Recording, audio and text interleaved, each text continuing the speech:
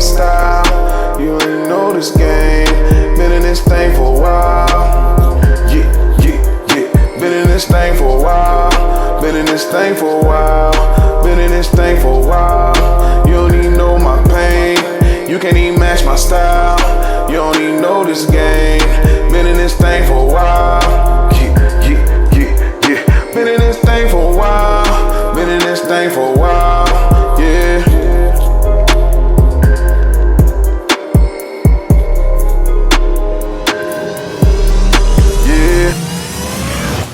What it do, people? We are back. We are better than ever as we try to do each week. Again, that's what we built this thing for. You hear my voice, you know where you are, you know what day it is. Mo, how you doing, brother? I am good, man. I ain't had Fridays this good since Friday was this good. Ain't no big three, it's just big me. Huh? I'm really, really happy that you're quoting Kendrick Lamar right now. That's a Drake stand. I give credit. I give credit where credit is due. Got to give credit to that young brother, man. And y'all know what this is. Y'all listening. Y'all know the voices. This is another week in the books.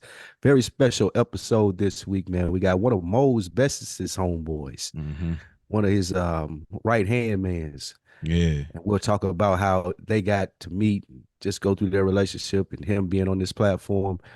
I'll let you introduce him, Mo.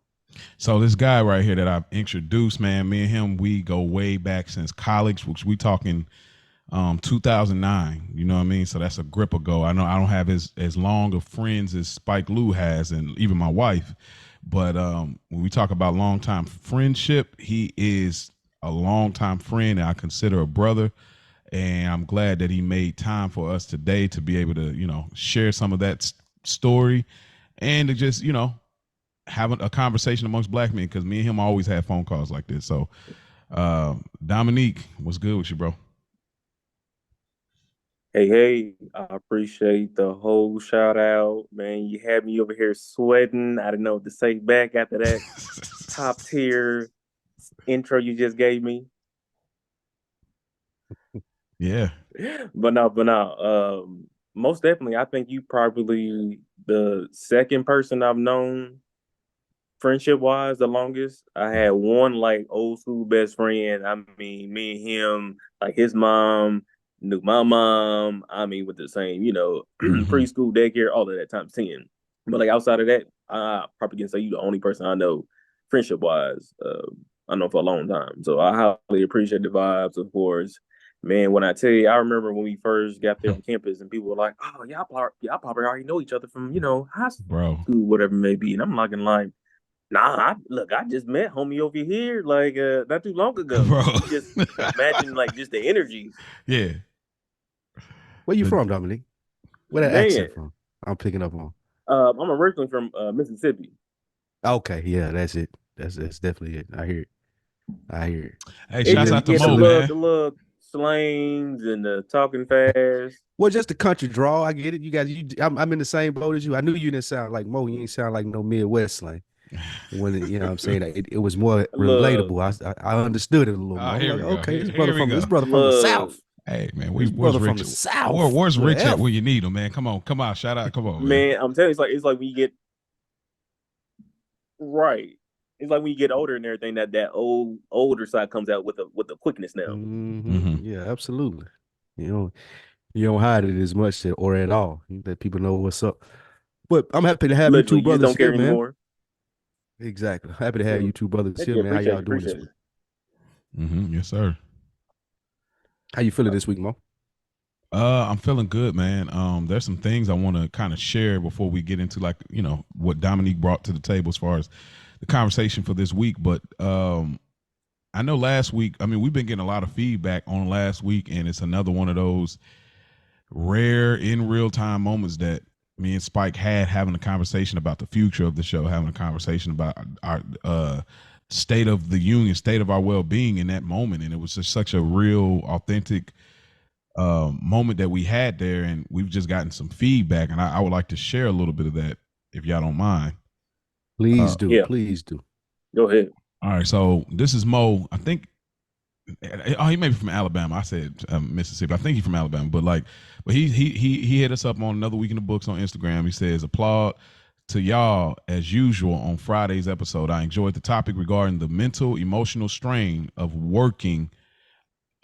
working adult male. He says Mo was on point when he referenced the rooftop scene from Lottery Ticket. He says, I concur also. I felt his pain when questioned what will be the outcome if he missed work one day. Coming from a personal circumstance, I recently was involved in a bad situation with an employer that landed me in a financial hardship, forcing me to seek employment with my current employer. And the bag hits a lot different than before. I miss one day and my check takes a major hit. The struggle is real. I was taught to keep it pushing and to continue through the struggle. I grew up with a strong Black father who was more than likely told me the same thing by his father. To put a button on it, I feel we as Black males are another Mo term, emotionally constipated, and need to express this more. Thanks for allowing us bookworms the opportunity to chime in on this topic, Mo. Emotional constipation. Mm-hmm. That was that was a really good comment right there. What do you think about it, Mo? I appreciate it. I appreciate them sharing it. I love that listeners feel comfortable to, just our community, our village, our tribe.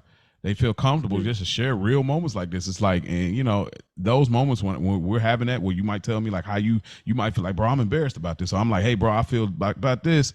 I love that people are comfortable where it's a space where it's like, we're not on the show, but I'm here. I want to share this with you because I'm comfortable and y'all make me feel empowered.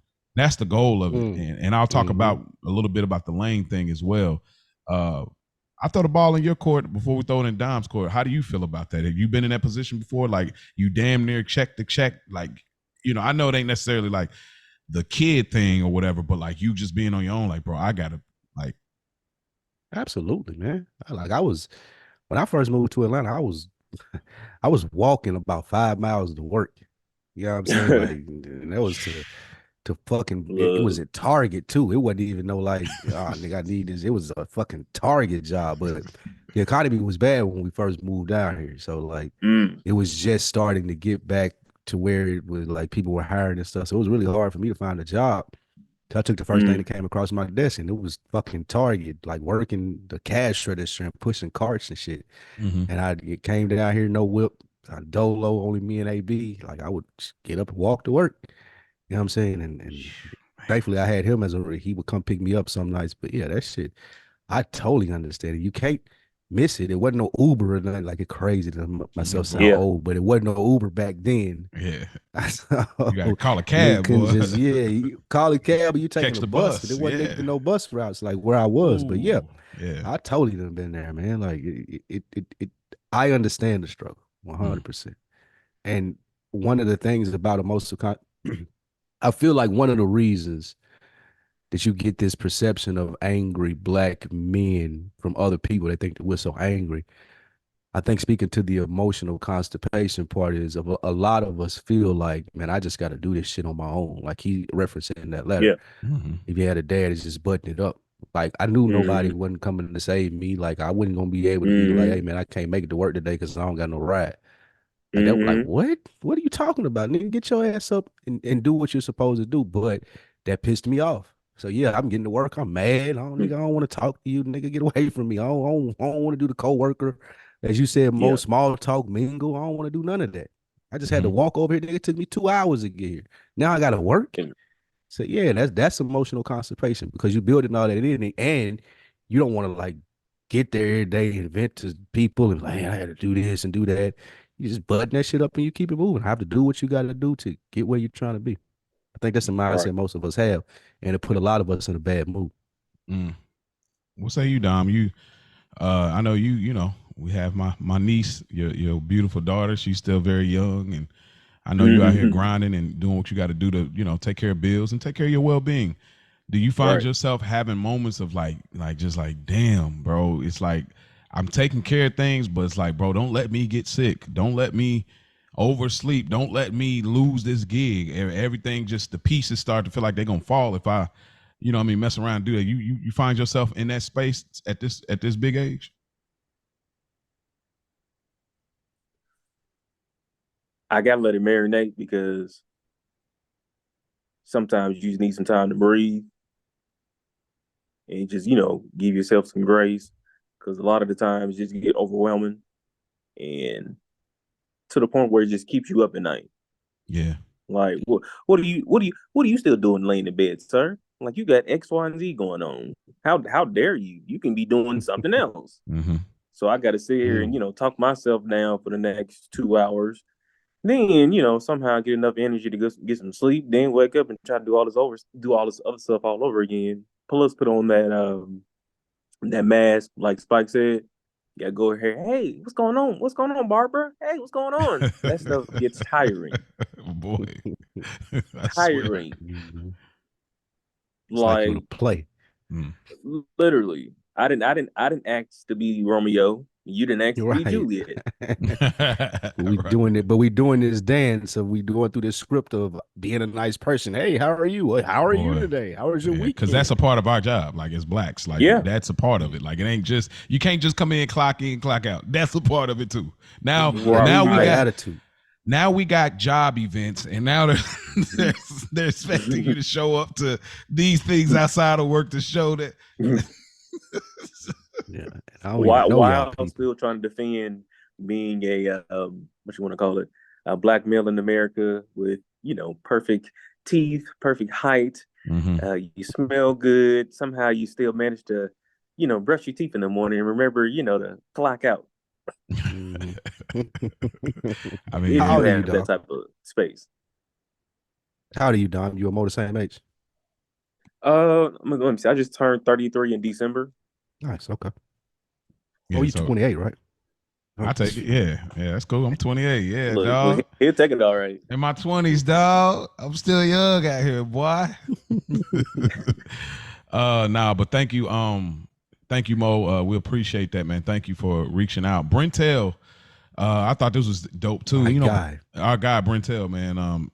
A great supporter of ours, man. A true bookworm. He hit me on a personal.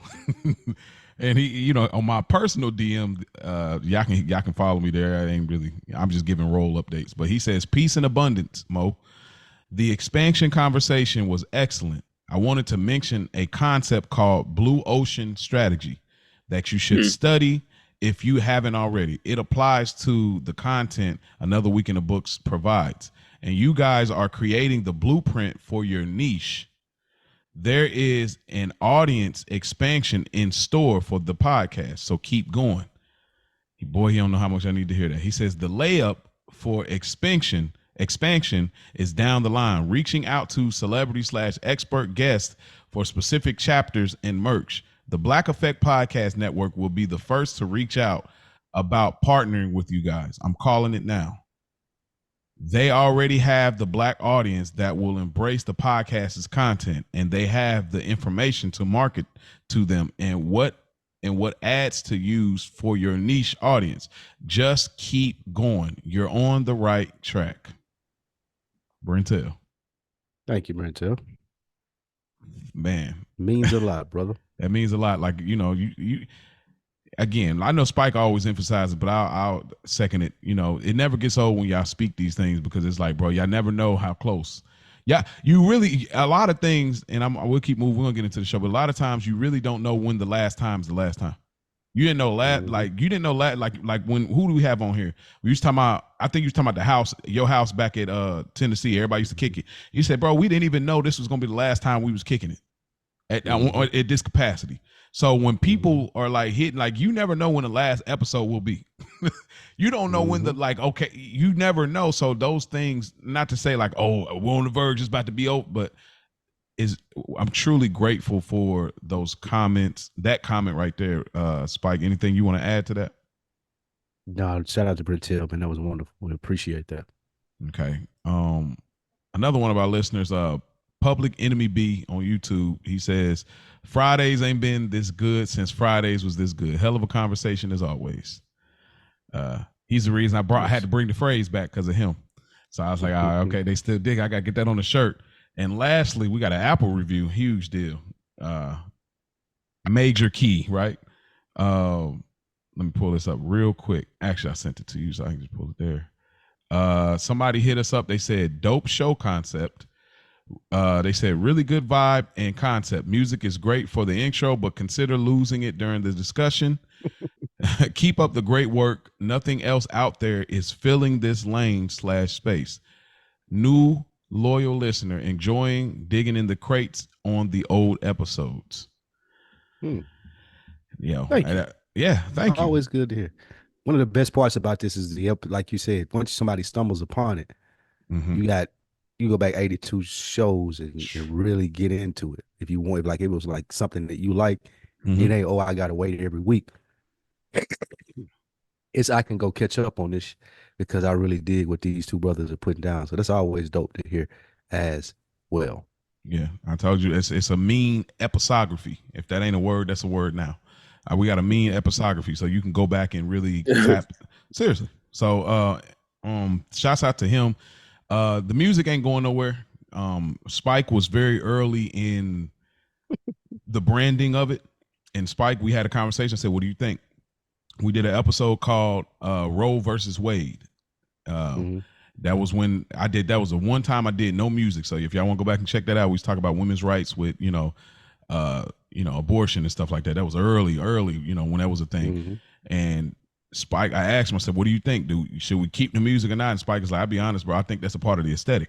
And he said, I think that's a part of our show. And I said, all right. And we kept rolling since. So shouts out to that listener. We do appreciate the feedback, just like some other ones saying, hey, this should be called therapy or this.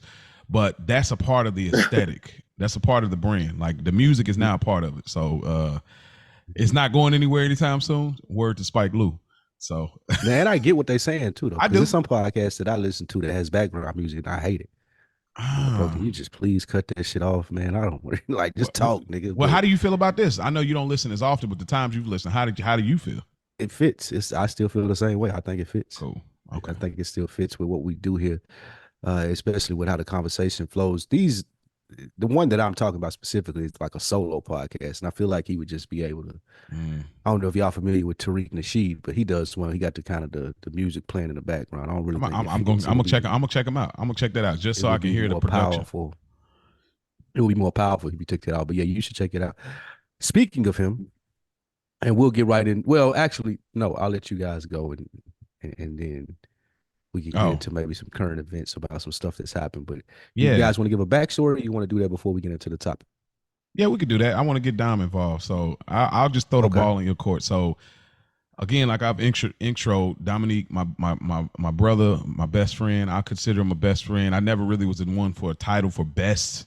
That was never a thing for me. I know, and I nothing wrong with that. I know women do it more than men most times, but the longevity has made me say, bro, he needs to be categorized differently.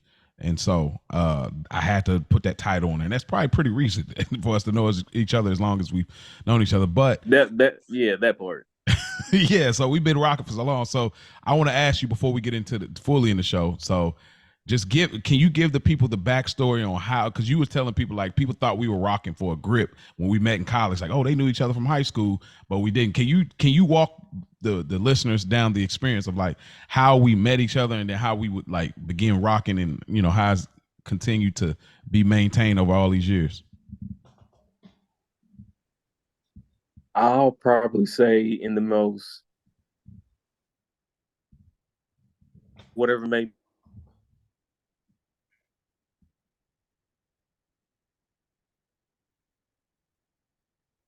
Scott.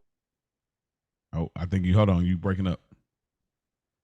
I was gonna say, boy, that's the most dramatic pause ever, bro. I thought he was putting on a master class. Oh, boy, that's a you talk about selling audio. It. Yeah. Oh man. So he'll probably jump out and jump back in like he did before. Yeah. Well, won't you go into a little bit about how y'all met? Okay. Yeah. Y'all know technical difficulties happen. It's Wi-Fi. But from how it was for me, so I already told y'all know some of the college story. I wasn't going to college originally, but I was blessed to be able to get a scholarship that wasn't academic or athletic based. So it was just basically like either you got it or you don't. I had it. I was blessed. Thank you, Lord. And so I came on college campus and we had a scholarship meeting. And that was like the first few days before like school actually started. I already got in my dorm. I got my roommate, it was a white dude, a baseball player, whatever. We go to this meeting in the library, and we started to meet other people in the Unlimited Horizon Scholarship Program. And Dominique was one of them dudes, as well as some other dude. There was another guy that we were kicking it with kind of for a moment. He was supposed to be a ball player, and he kind of hung with us. He was like the third wheel, but he kind of fell off and did his own thing. I think he even ended up transferring.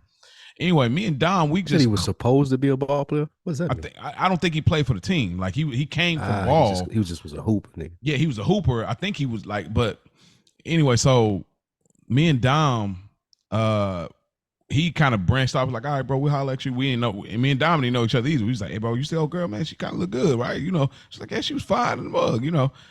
So I'm like, bro, where's your dorm at? And he's like, my dorm over here, mine's over. So I say, bro.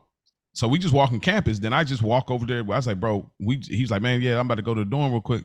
I don't even remember the wording of whatever, but like somehow I was like, yeah, bro, I'm basically in so many words, like, yo, I'm kicking it with you. I'm rolling. He's like, bro, what's up? Let me come through. Hey, what you about to get into? I don't know how. I mean, we're 18, 19-year-olds, young boys. Get over there. He playing Lil Wayne Carter 3.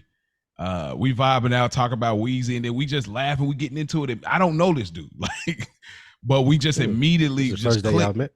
First day, like, and we just clicked, and then like once we got comfortable, that's where the H3 moniker came in.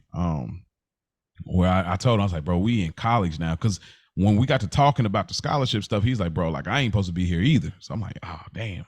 So we both in the same boat. We didn't really have great grades. We wasn't. What kind of scholarship was this?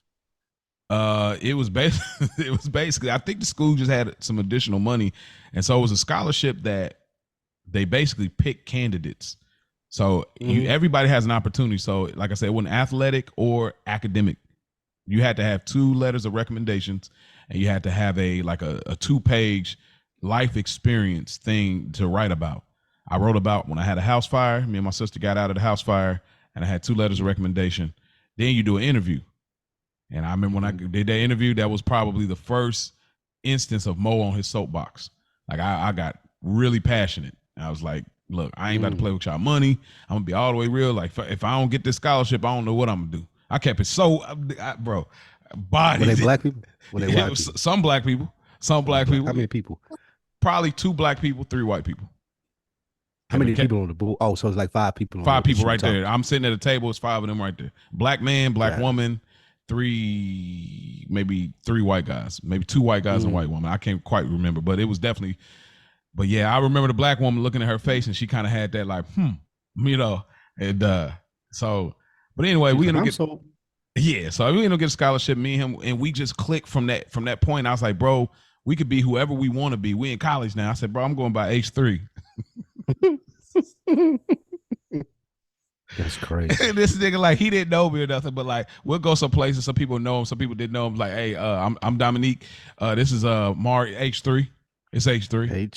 H3. Yeah, that's and people funny. And everybody on campus called me that, bro. Nobody called me Maurice. Nobody. That was just off the whim. Like the whim. Did you go to college saying I'm going to change my name to H3, or did you get that just when you was in the moment? Like I was in the moment. H3 now. I was in the moment. Now. Yeah, I'm H3 now. Like that because I was like, I was about to be popular, like when I was in Kentucky, and then we moved my junior year, like second semester.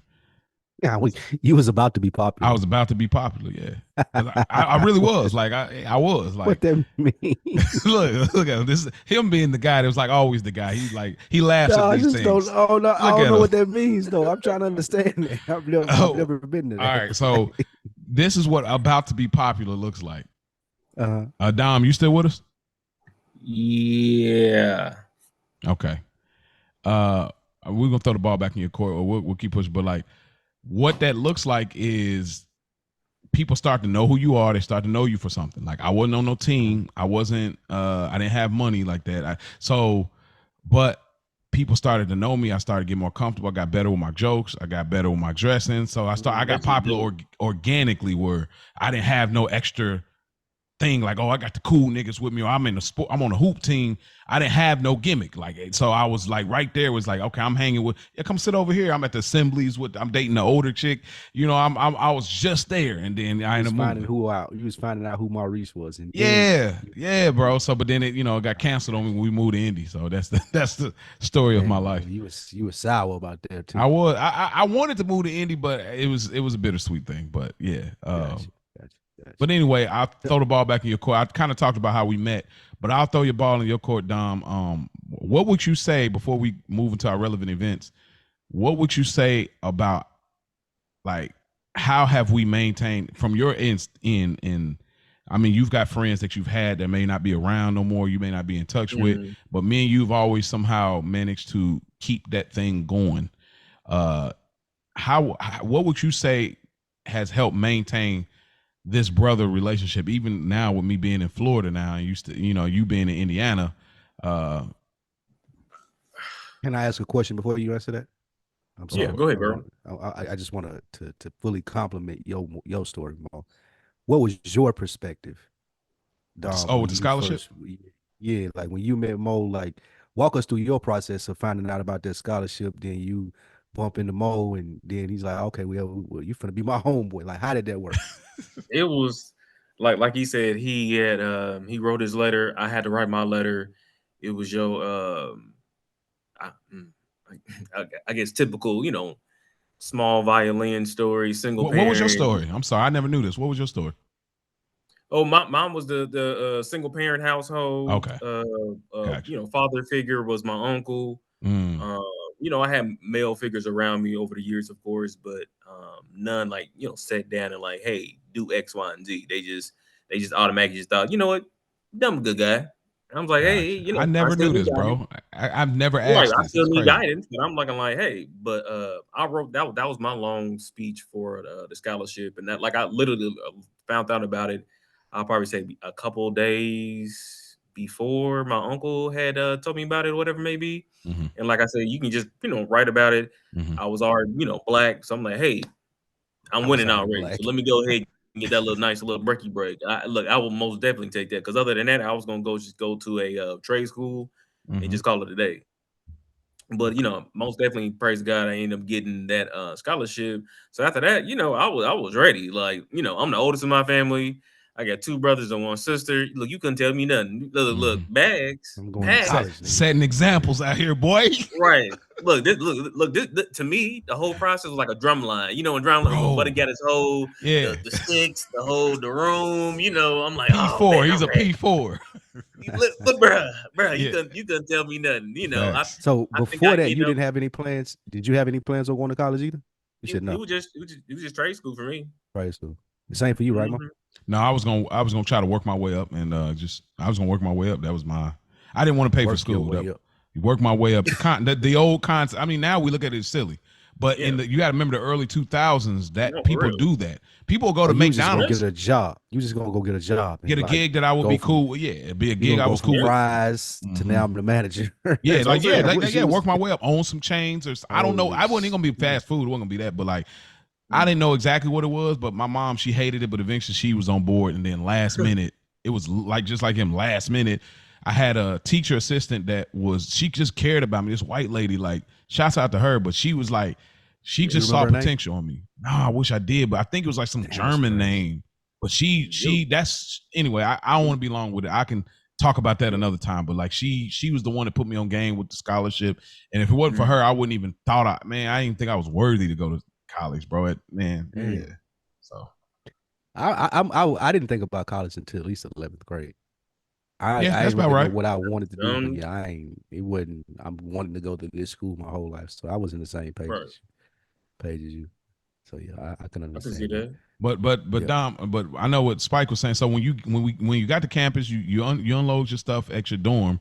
We have that scholarship meeting, and then afterwards, walk us back through that, because I don't remember exactly what I said, how I ended up in your dorm and we ended up listening to Lil Wayne. So I don't remember that. Maybe you can fill in those blanks as far as that part. It was blurry. When I tell you, like, people were like, you know what? We just became friends out of nowhere type deal, like some stepbrothers type deal. All I remember was we ended up going there. I'm always, if somebody sitting next to me or something, I'm gonna crack a joke like, hey, so and so and so and so. What you say, bro?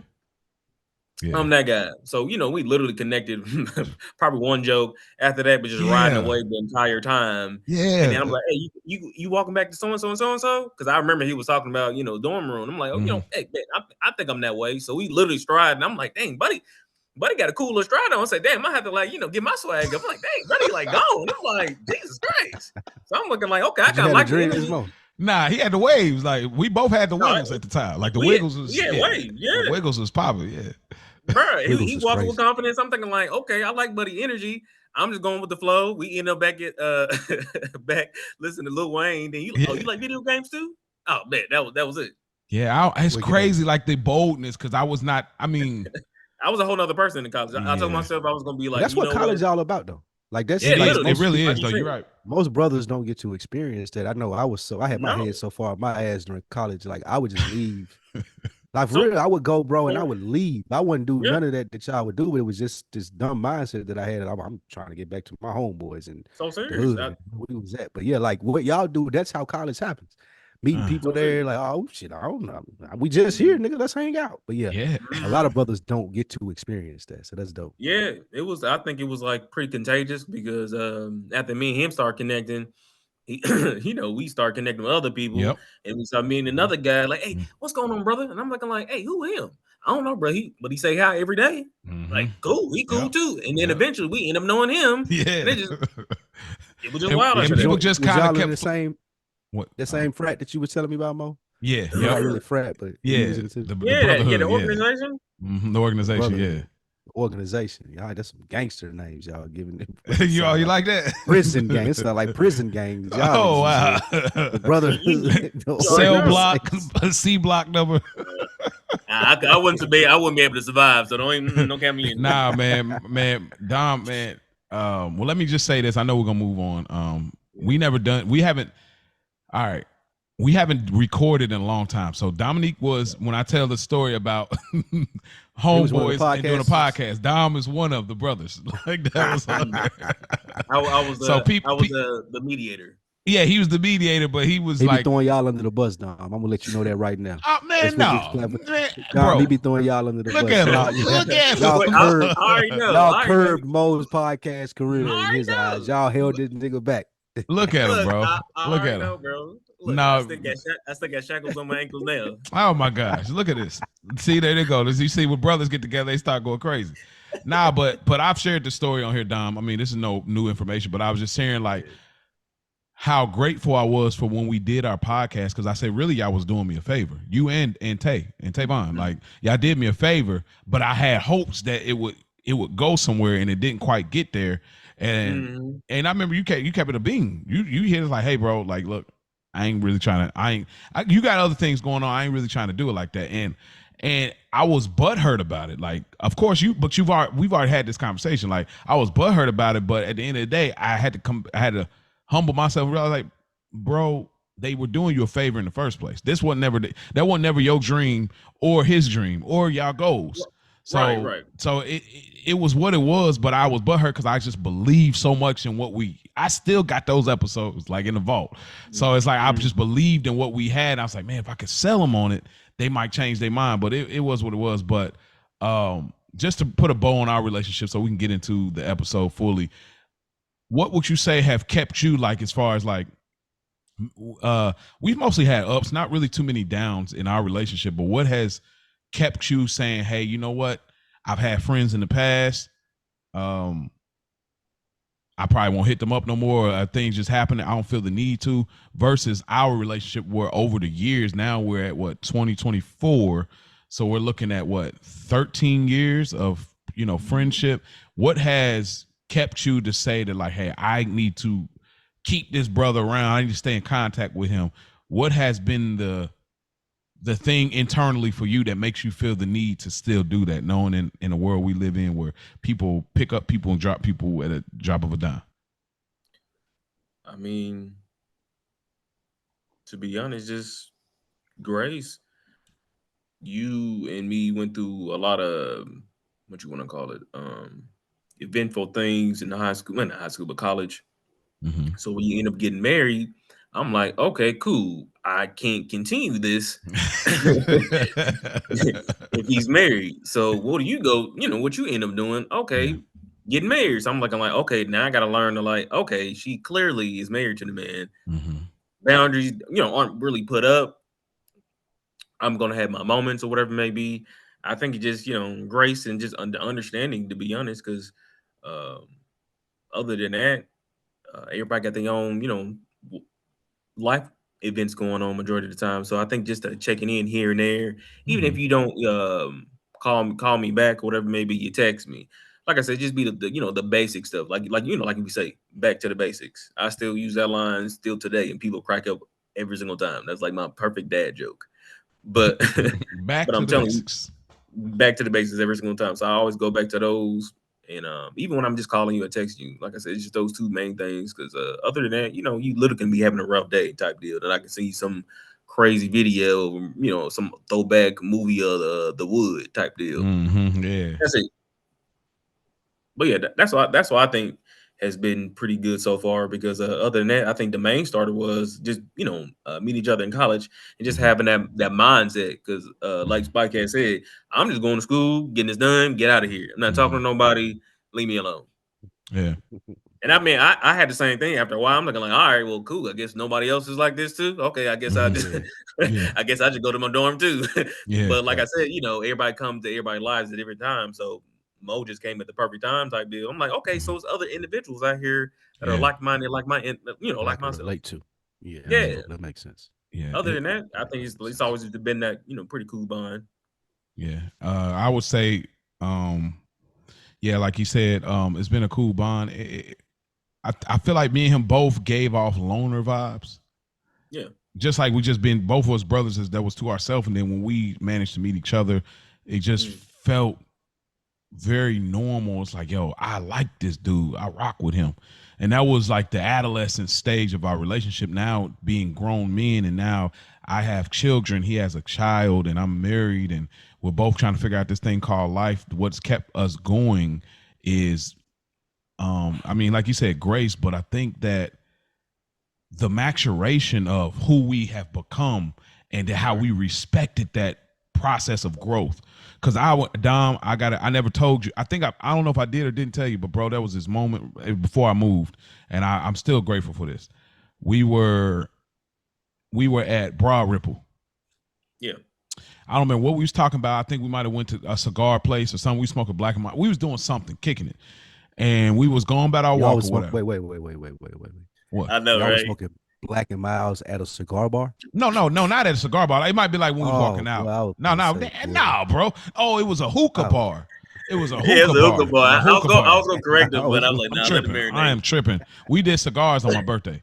That was a hookah bar. Nah, bro, that's crazy. Getting a black, a 99-cent cigar.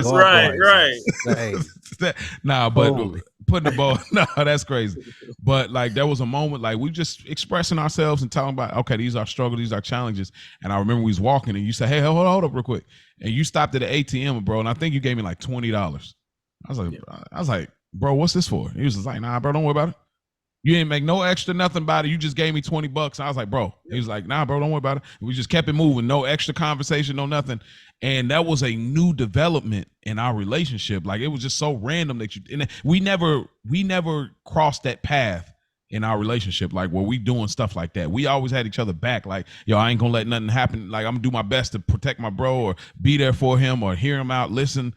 But that was a moment in recent history that really made me say, you know what? Not because you gave me the money, but that he understands where we are as grown men. This is not a college thing anymore. This is a grown men thing. And that has always stuck with me, man.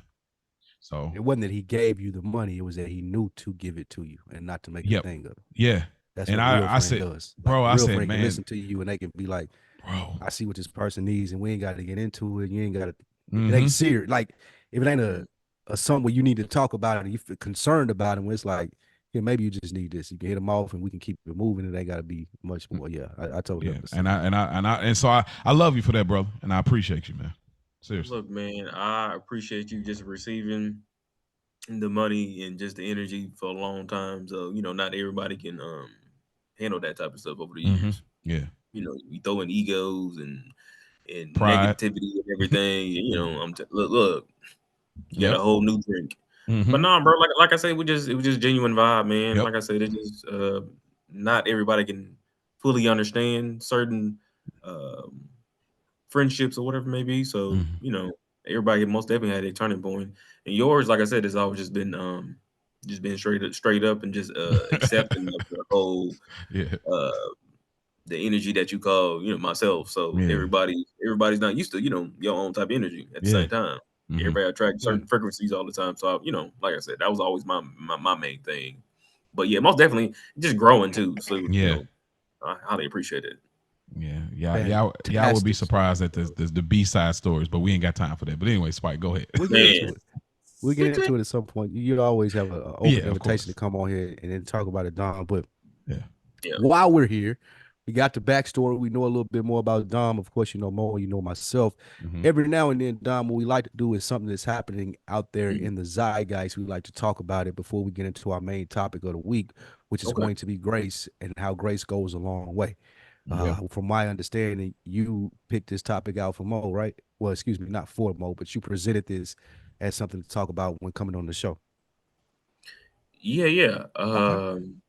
Perfect. I'll let you get into it when we get there. But before we get there, I wanted to get you guys' thoughts on some relevant events and thoughts about things that are going on in the world right now. This is not on the list, but I'll start here since it's probably the biggest news of the week. Okay. I want to know what you brothers think about Diddy. What do y'all think about the current situation that Puff Daddy is in? Do you care at all? Do you feel sorry for him? You think it was a long time coming? Pause. Just anything that you guys. Anything that you guys would like to speak about on the situation pertaining to Diddy. Whoever wants to take it first can go ahead. Dom, we throw it in your court. I've been doing my best on not reading the captions. I'm just seeing everywhere is Diddy this, Diddy that. He in shorts and everything else under the sun. I haven't even really fully went in and absorbed that type of energy just yet from him, because it seems like it's always something, and then bam, an album, a random new artist. It's been a crazy rollout. So I haven't really get diving into it too much. Rollout. Dom, you kind of strike me as the type of person that Mo is. You don't really get deep into like current events, and you ain't. It really just depends on what I want to give my energy to. Yep. Got it. That's it. Like, some stuff is, I used to send him videos about like random stuff about kids getting kidnapped and Guatemala. They having fights in Guatemala and everything. Like, bro, you heard about this, bro? You heard about this? Tsunami? Like, I'd be more concerned about Mo that. Let me know very own that he wasn't interested in none of that. I used to I kept it a beam with Dom too. Like I said, hey bro, he was sitting there, I say, hey bro, I appreciate it, bro. Please don't send me none of this stuff, though. I kept it a bean because I was like, I'm like, my mental state is so sensitive right now. You keep sending me. I know. Right. That's exactly. That's why I was like, bro. I kept it a bean. Like, hey, bro. You, look, I'm trying to help you. I'm trying to look out for you. I'm trying to help you out. Nah, but I was like, hey, bro, I appreciate it, but bro, like, please don't send me this stuff. So it was like other stuff. He like other things. That's like all. Just laughter, happiness, I think joy. With Mo, you probably would get too concerned about it. That's my vibe I pick up from you. Me? I try to. Yes, from you. Mm-hmm. I think you try to avoid it because it would then consume your thoughts. Yep. Like, damn, I can't believe these little kids getting kidnapped over here in Guatemala. Me, I can look at it and be like, damn, that's fucked up. Then what was the scope of the game? See, and I'm over here struggling. I'm like, oh, not the kids. See, that's what I'm saying. That's what I'm saying, bro. That's oh, not the kids. Bro, what about the mama? I feel too much, bro. I feel too much in my soul. Like when I feel too much, and I don't. Right. I feel too much, and I don't know. I don't know what to do about it. It's not. It's. Well, ask yourself the alternative. Would you rather feel too much or feel nothing? That's a good question. Well, Spike, you can answer that. I'm leaning to the other side. Yeah, you lean on the other side. Yeah, like I don't give two shits. That don't feel great all the time either. Yeah, you know what I'm saying? You know fair. There's stuff that pops up. You be like, damn, man, I should really care a lot more about that than I do, but I don't. But really care, it ain't all the way your fault though, Spike. I think how you're where your setup is at this point in your life, I think it's not. I don't think it's your fault that like you don't feel like that. I think it's your setup that it's like that. I think if your setup, your status changes, I think that changes. But it's like this is who I am. I'm a single black man on the grind, trying to make my dreams happen. So I get where you're at.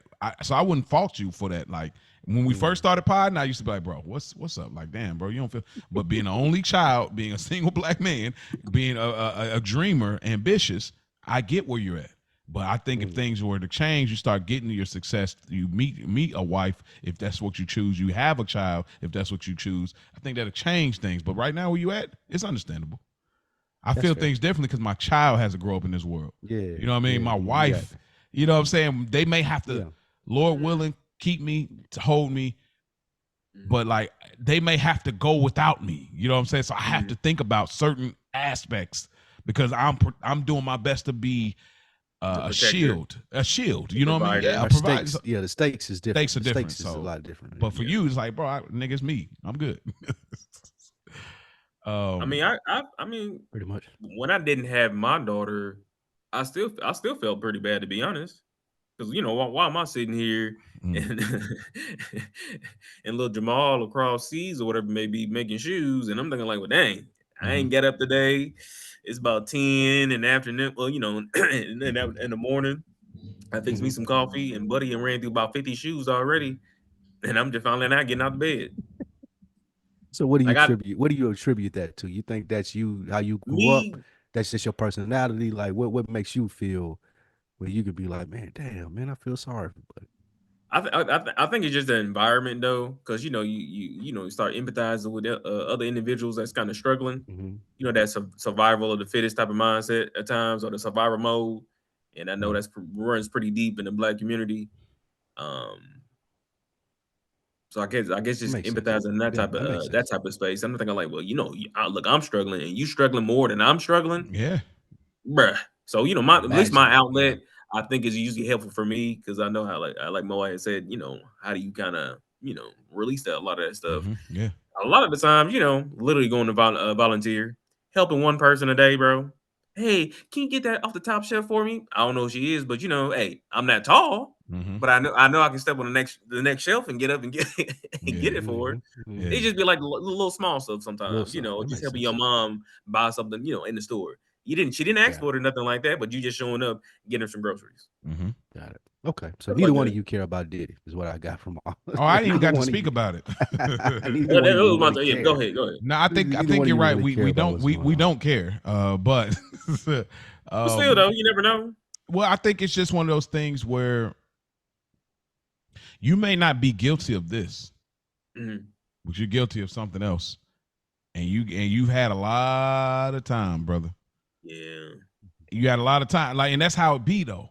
It's like you may not be guilty of this. They going crazy on you on this thing, and this thing might be like, bro, I'm innocent, but you're guilty in another area, and you've been getting off, and you've been living in luxury, and you've been getting your flex off on knowing you know what I mean. Roses smell like boo boo, for real. And so, I think that's just kind of what it is, bro. Like, no good deed goes unpunished, so to speak. So I don't know exactly what it is with him.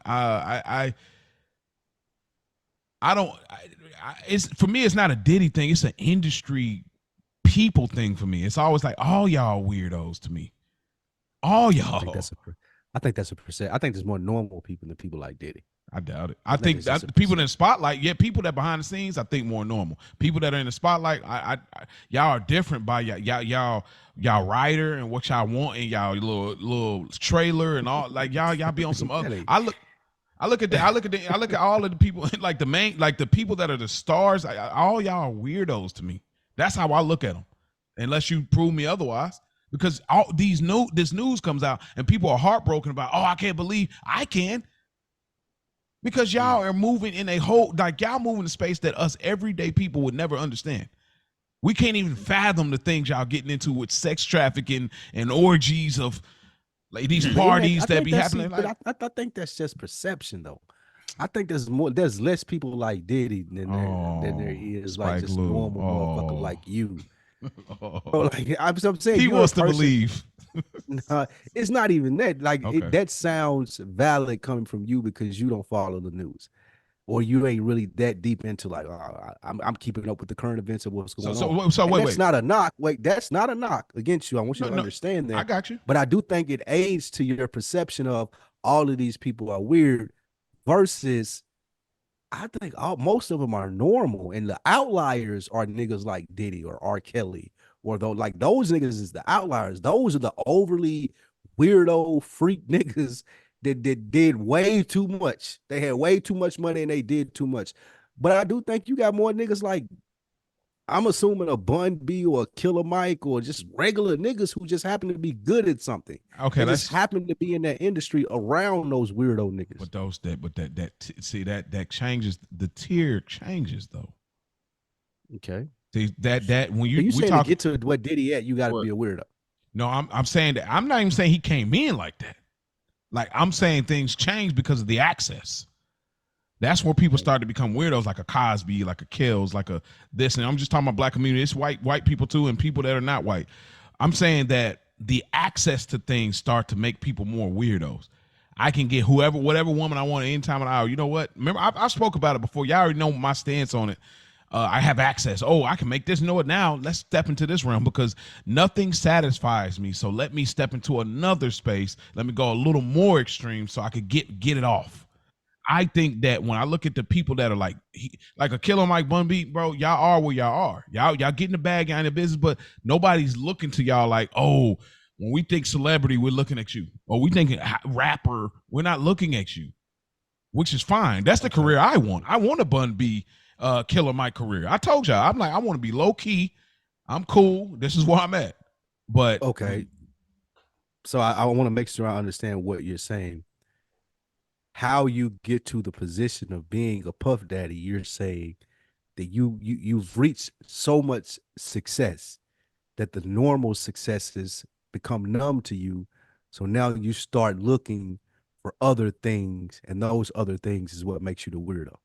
Like you start having the access. I'm not saying you got enough money to do whatever the fuck you want. Mm-hmm. And now just fucking the bitch that's pretty, that ain't enough for you. Yep. So now you pushing the envelope. Yep.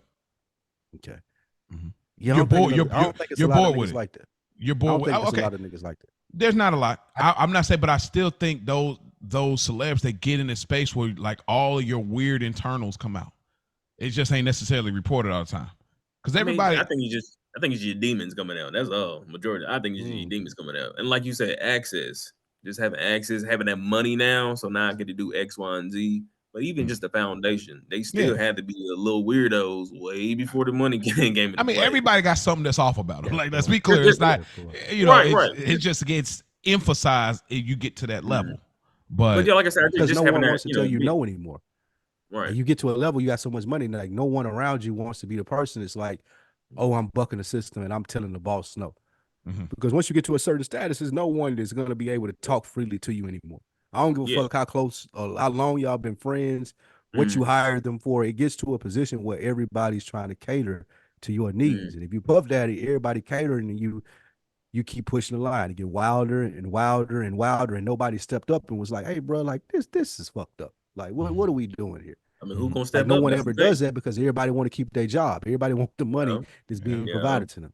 Like you said, the bag. Everybody trying to get the bag, but not worried about the characteristics of each other. Yeah, principles, bro. Like being a stand-up person, standing on something. Like, you know what I mean? Yeah, like, but after you sold your soul for about 10 years and now everything coming out of nowhere, like, it's too late now. Yeah, and like I said, I know where you're coming from, Spike. I get it. Like everybody, like, oh, everybody didn't just.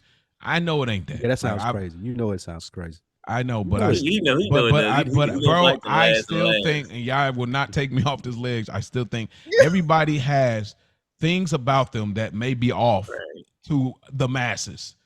And when you're in that's a natural, that's a human thing. Right. I'm about to say that. That's what I'm saying. That's fine. Now. Well, that's what I'm saying. That's why I say all industry Everyone people has their quirks. But it comes out more when you have that. Like, bro, I'm cool regardless. I'm gonna throw this pink on. I'm gonna put this on. I'm going, and it's fine because now look at me. So anyway, this is why I'm such a big advocate though of having real people around you. Literally, I firmly believe it. Like literally, I love it. Like as much as I ascend to the levels that I ascend to, I'm always going to have people around me that will be like, hey, man, keep me around, Spike, because keep me around because I'm definitely Bro, I can see his ass. Don't eat that shit. absolutely. Don't Mo eat that is shit. definitely gonna do that. Mo is Hey, definitely gonna get kicked out. bro. He's definitely gonna get kicked out of the back room part. Like, boy, you gotta fast, go. bro. You gotta go, bro. Like, well, we don't Fast, want to hear bro. that shit right now, Mo. Like, you kicked out. Oh Like, man, y'all crazy, man. Y'all gonna throw me out, bro. Wow. Look, yeah, we're gonna kick you. You gonna try to preach in there and shit. But then, bro, you know this verse in the Bible says. Oh my God. See, right, look I can feel his hot breath touching me like, Yeah. hey. Oh my God. All right, They getting man. hyped. Y'all Like, too. Mo, brother, brother. They'll be like, Mo, relax. First of all, we ain't trying to hear that right now. Shireen, we ain't trying to hear that, Shireen. Shireen.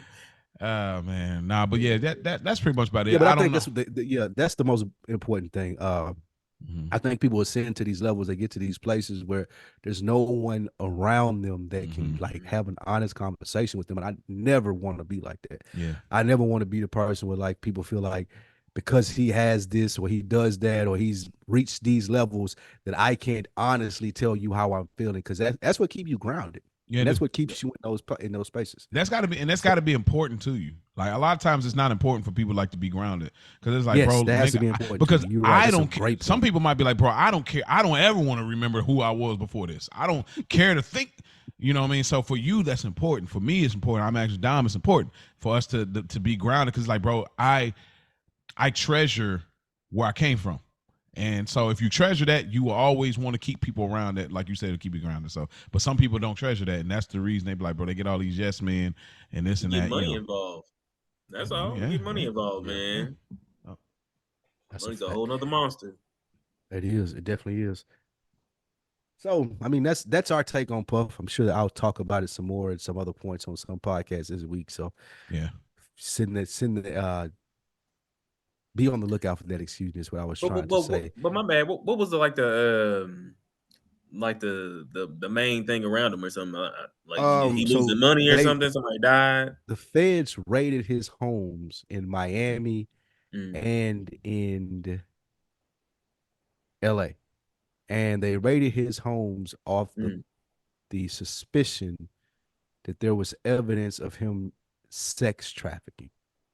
Ooh. And what they mean by that is from someone that they've talked to, from all of these civil lawsuits that have been filed against him, they've been going through the information. The feds have been going through the information, and some of the victims have alluded to him having videotapes and using them to blackmail them.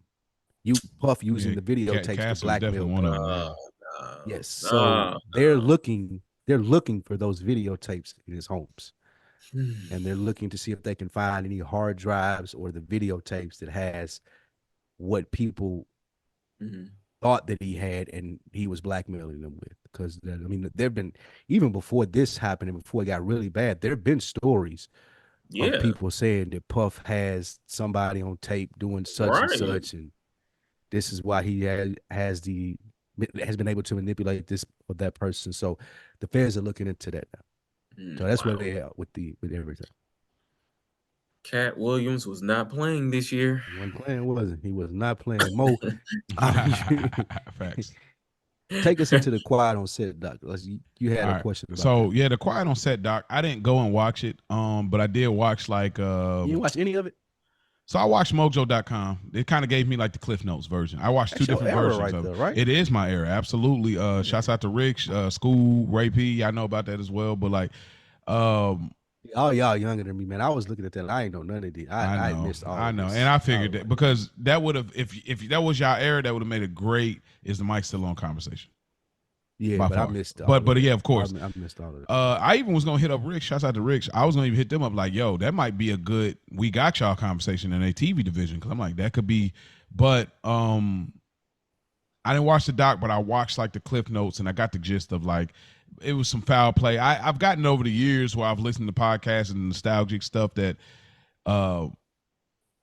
it's basically, for those that don't know what I'm talking about, Quiet on Set is a Nickelodeon documentary that was on HBO about the childhood stars that basically are now coming out and speaking their truth about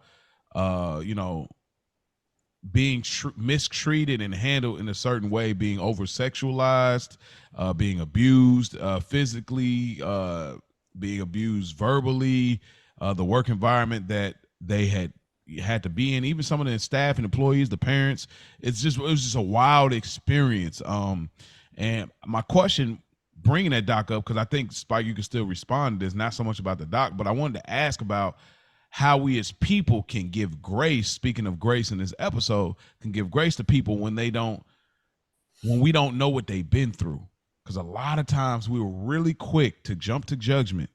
Like, man, why is she acting like that? Why is she going crazy? Like, look how she been, blah, blah. Like, when people looked at Amanda Bynes and was like, oh, she's wild, she's crazy. Oh, this people looked at Martin Lawrence.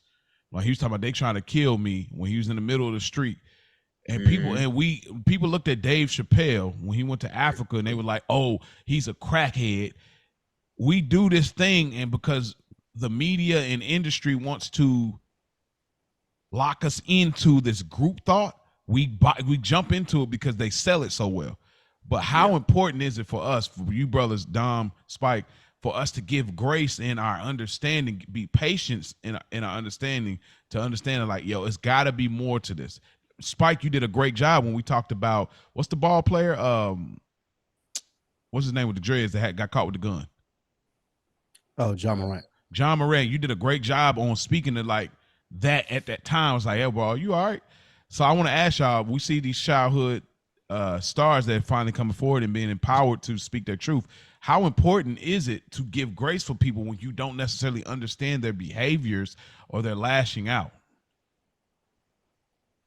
I think it's much harder now to give grace to people. And I hate to sound like the old head with this blame everything on social media, but I mean, you have to point out the elephant in the room. It's hard to give grace to people when everybody online is jumping to a conclusion and they joking and the comments are there.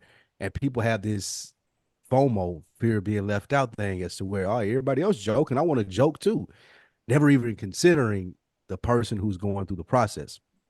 So when you're talking about giving grace to celebrities and to people who we're speaking about with the Quiet on the Set doc, a lot of people look at those kids and they were like, man, y'all are living the dream life. Y'all are kids. Y'all are already on TV. Like y'all probably won't have to work ever again in your life. They think that everything that happens to them comes with it. And it's hard as an everyday, as we were talking about earlier with Dom, like, bro, I'm going to work every day. Nigga, anybody that gets a break from that and you get to go to the set and you're making money from Nickelodeon and I see you on TV, we looking at that like, oh, you got shit sweet. So what you got to deal with some slime. And so what, there were sexual innuendos. Did anything happen to you? Like, it's very hard for us to get out of our thought process of, man, I got it rough. This person has it easy. I don't care what they had to go through because they ain't got to do what I got to do. Like, you ain't got to get up every day at 6 and you clock out of this job at 4. And then I got to go to another job at 6. And then I work that one to 10. And that's just to stay above water. That ain't even to eat. That's like just so I can have enough money to pay my bills.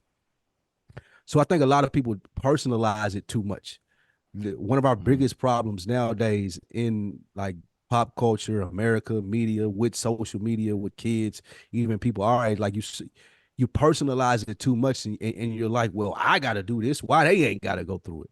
Or, oh, I had to go through this. Like, it makes sense that since you were in that world, similar to what you said, Mo, not to put any blame on you, but it's a thought process that we have. You look at it like, well, you guys were in that world. That stuff goes on. You signed up for it anyway. Like, you knew that happened. Like, that's some of the things that we started to say. We in to answer your question about giving grace, we have to get outside of our headspace and really look at them as people versus celebrities, versus actors, versus child actors, versus whatever it is you want to label them as, and really look at them as like, well, damn, like that's a real person that had to experience this, that had to experience a much older person. I watched the first episode, so I seen some of the stuff where she was talking about being berated in some of the meetings, just being threatened, and your whole livelihood is dependent upon this, and this person knows it, and they're bullying you in a sense, acting a certain way towards you because they know you need this acting job. They know you need this child star to be successful. So What say you, Dom? What say you, Mo?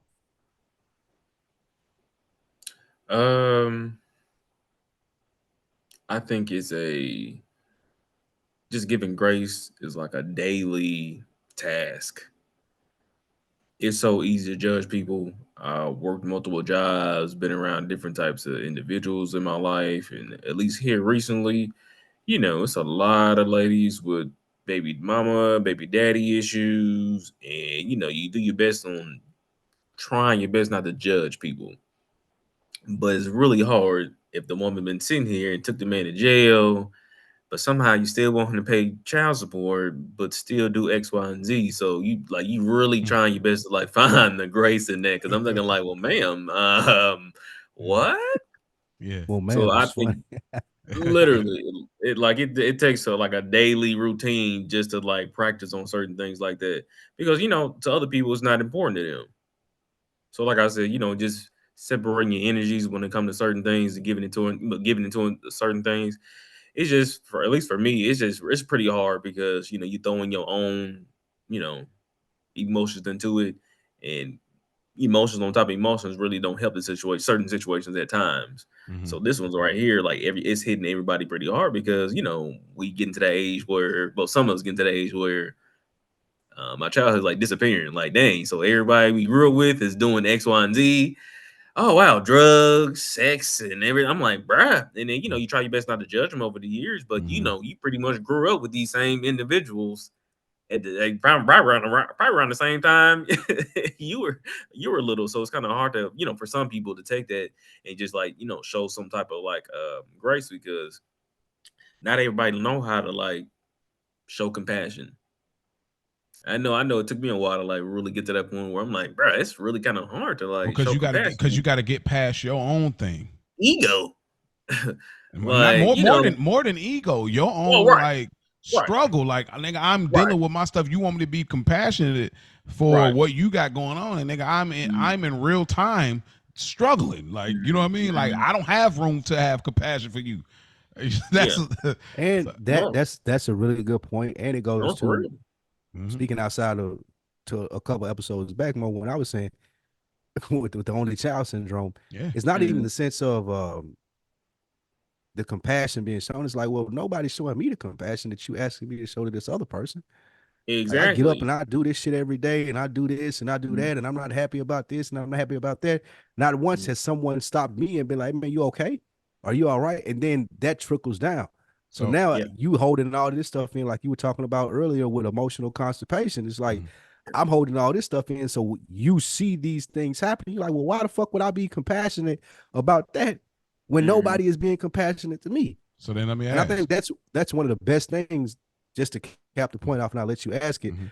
One of the best things about this space and what we do is having that room to start showing each other compassion, because I do feel like that it's a contagious thing. Yeah. Like someone has to show you compassion in order for you to be able to be compassionate. Like it Look, has to preach, happen that way. preach Otherwise, you always gonna be like, "But don't on nobody give a guard. fuck about me. I ain't got to give a fuck about nobody else." And I Yeah. think a lot of times as black men, we get in our head that, oh, don't nobody give a fuck about. We get that Pac syndrome. It's me against the world, nigga. Mhm. Whatever. Yep. So that's why we, especially as black men amongst each other, have to be like, "Hey, bro, are you okay? Like, do you Yeah. need," and not even being funny, but like, do you need something? Are you good? Anything I can help you with? Like, we got to Yeah. learn to start doing that a lot more in order to be more compassionate ourselves. Like, you got to be compassionate to people so you'll get it back. It's like a circle. Yeah. But I think that's hard to really do It's when difficult. every right, but when It's difficult. everybody everybody's psychological fortitude is weak.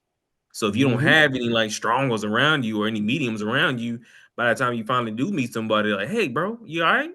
You and ran through like 20, 50 plus people by the end, and that could be your mama, that can be your brother, that can be the co-worker, whatever it may be. So by the time somebody finally get to you, like you said, like, well, bro, what you care That's an about me amazing for? point. That's a great point. Because now That's you, a, like you and said, it, now we on, like Mo told me, like you're on yeah, defense.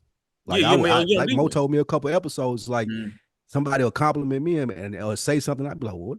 Where you get that from? What make you say that? What you mean you proud of me, nigga? Like, where the fuck that come from, nigga? Who is you to be proud of me, nigga? Like, what are you talking about? I'm that one guy complimenting your shoes. Hey, bro, I like them shoes. Oh shit. I mean, damn, bro, appreciate you. That's it. That's it. Like, cause my thing is, like I was telling him a long time ago, why do we all, black men wise, like, why do we walk around and mug each other all goddamn day? Like, brother, you ain't doing nothing to me. I don't even know who you are. It's because the narrative that has been pushed, we're programmed. So now we've bought into the narrative. We've bought into the narrative that what narrative? Speak to that. The narrative is that black men are dangerous. Black men that I don't know, they're dangerous. We're looking at our first 48s. We're looking at how the news cycles the things of black men. We look at the movies and how they depict. We look at there's so many things. So when we see it now, we're like buying into and invested into this is a black stranger. And the black people I know, they're not going to do anything. But black people I don't know, I don't trust you. Matter of fact, I don't trust you more than I don't trust white people that are strangers. And that's because of the narrative that is being pushed. But I wanted to ask Spike, when you talk about being the only child and you say, well, no compassion has been shown to me, which one is it for you exactly? Is it because compassion wasn't shown to me, I don't show compassion? Or is it because I never seen compassion, I don't even know how to show it? That's a good question. Because you've been the only child, it seems like it's one or the other. It's a purposeful thing, or this is just how it actually happened. It's the second part. It's the latter part, and there's more to it as well. So since I'm not trying to toot my own horn or anything, but having the privilege of being able to do this with you, having the privilege of being able to meet brothers like Rich and have friends like my guy Dro or whatever it may be, having the privilege of being able to be vulnerable in the sense that I want to see what it's like if I am compassionate with people who I feel like that are worth it. So a lot of it is like what you said. I don't really know what it means because I told you about my family. Like, we're not a compassionate family. Like, we just got together over the weekend for my grandma. We almost got put out of the restaurant. Terrible. Like, that's just what that's how my family does. But I'm about to say that's family. Where I come from. Yeah, that's family. That's literally family. So, I say that to say I never really had an example of it to see it. Okay. However, I am glad that I have people around me as to where I can try to enact what I feel as compassion when I'm talking to you, when I'm talking to Rich, or I'm having a conversation with Dro, or my cousin, or my mom even now, to where I can try to show compassion and see what that gets me. I can try to show compassion or grace and be like, okay, well, I've never experienced this. Let me go by off the best of what I know to try to give this and see how they respond to it. And then maybe the next time they're more compassionate, accepting, and graceful in the understanding of what I'm trying to convey to them. So it's a little bit selfish in the sense of, I'm doing this because I want you to extend the same pleasures to me. However, I am doing this because I'm genuinely concerned or compassionate or value the relationship or the thought process of the person that I'm doing it for. I wouldn't randomly go show compassion to some, like that's the thing that I'm dealing with now. So I think more to your question, more like you ain't randomly getting compassion from me if you standing on the street corner with my kids having like you got the kids back there in the background, bro. I'm rolling the window up and I'm smashing off. Like that don't mean nothing to me. I don't know why you here. I don't know what you collecting that money for. However, people that I care about, people that I could see where going through therapy, being the person that I am at my age now, knowing what the investment of compassion can mean to someone that you care about, I'm willing to do that without receiving it in hopes that you understand how to treat me later, in hopes that you give me the same compassion when I need it. Okay, so we'll deal with the relevant bits on next week or whatever. But let's just jump right into the grace, like, and the compassion, like. So I hear what you're saying, Spike.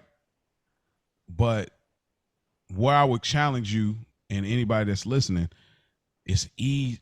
I ain't gonna even say it's easy, but it's like to say like I only give compassion to those that I know that I love, bro. That's just a small world to live in, bro. Like I didn't say that though. I didn't say that is what you said though. That you said like I said it's easier for me to do it for them. Yep. It's less likely that I would do it for another person. However, I'm not opposed to it. Like you have to learn and start somewhere in a place that you feel safe in. Okay. Then it expands from there. I'm with you. Then I can go to the store. Then I can give the nigga that's sending outside the store $1 because I've been practicing my compassion with people that I'm comfortable with. I'm not standoffish in the sense of what you trying to say, Mo, as to where I ain't showing no compassion to nobody unless I know them. That's not the arms up, not the arms up. Yeah, right. I ain't doing that. B505. Y'all on YouTube, y'all can see that. Yeah, but like, buddy, you trying to get you trying it. I see what you're saying, Mo, and I understand it, and I want to be clear that I'm not saying that. I do find ways to show compassion to people who are not in my circle. However, it starts with of course, the people in my circle and learning how to do it because I wasn't privy to it coming up. Like I didn't have that. So you got to learn how to do it in order to be able to continue to expand. I would do it. I would do it the same way, exactly. To be honest, and a lot of those times, you just guessing. Same thing, dating wise out here. You trying to pick the right one, because if you pick the wrong one, you're gonna go broke. It's gonna cost you. Health is gonna go downhill. It's gonna cost you. Like it's gonna cost you a leg. May cost you a little, may cost you a lot, but it's gonna cost. Right, a leg or foot. Which one you want to do? The big toe, or the little toe? The big toe. You want to go to But I think it most definitely cause just daily. Like I said, just daily practice on just giving grace, because other than that, you would never know. Mm-hmm. Well, let me ask. Ever really show it to you. Let me ask you this. Like a small example before you ask. Like a small example, very small example. I never understand people that have road rage. Like I never get the people that are cussing because they take it too personal, blowing their horn. Like, bro, like maybe this person's in a rush. Like I don't give two fucks about you cutting me out. Like not enough to chase you down and we got to argue at the chasing light. is crazy. That's insane to me. I hit a horn on you if you go crazy. Like I will hit a horn. Maybe you sit at the light too long. Like I hit a horn on you. And I'm gonna give you the gentle horn on the light, but like if you try to gentle horn, you try to you get there's the and then there's the you know what I mean? I give you the it's one way you hold it and it's one way. That's what I'm saying. You just hit the little I ain't mad at you, just right. So I give you the gentle horn, but I'm talking about, and I'm with you. I don't have road rage. My wife has a little. But that takes a certain level of compassion, though. Like you have to be considerate. I be telling her all the time when we drive. I'm like, bro. I said they gonna end up getting in an accident, bro. They ain't. Hey, look, that's on them. They feel like they some need people take that shit way too personal. They do take it. Yeah, some people take that shit way too personal and no compassion, no grace. Like, oh, you trying to cut me off? You almost hit my car. Like, bro, relax, bro. They put a lot of stock into it. Like they do put a lot of stock. Top 10 road race states are like Florida and Indiana. Florida's crazy. Mm-hmm. Yeah, Florida. They wild out here, bro. They definitely wild. But I will hit the horn on you. Like when you try to speed up and go into the lane that's not an actual. You're going in the right turning lane. Then last minute. You want to try to smurge over? No, sir. I'm locking you out. See, that's petty.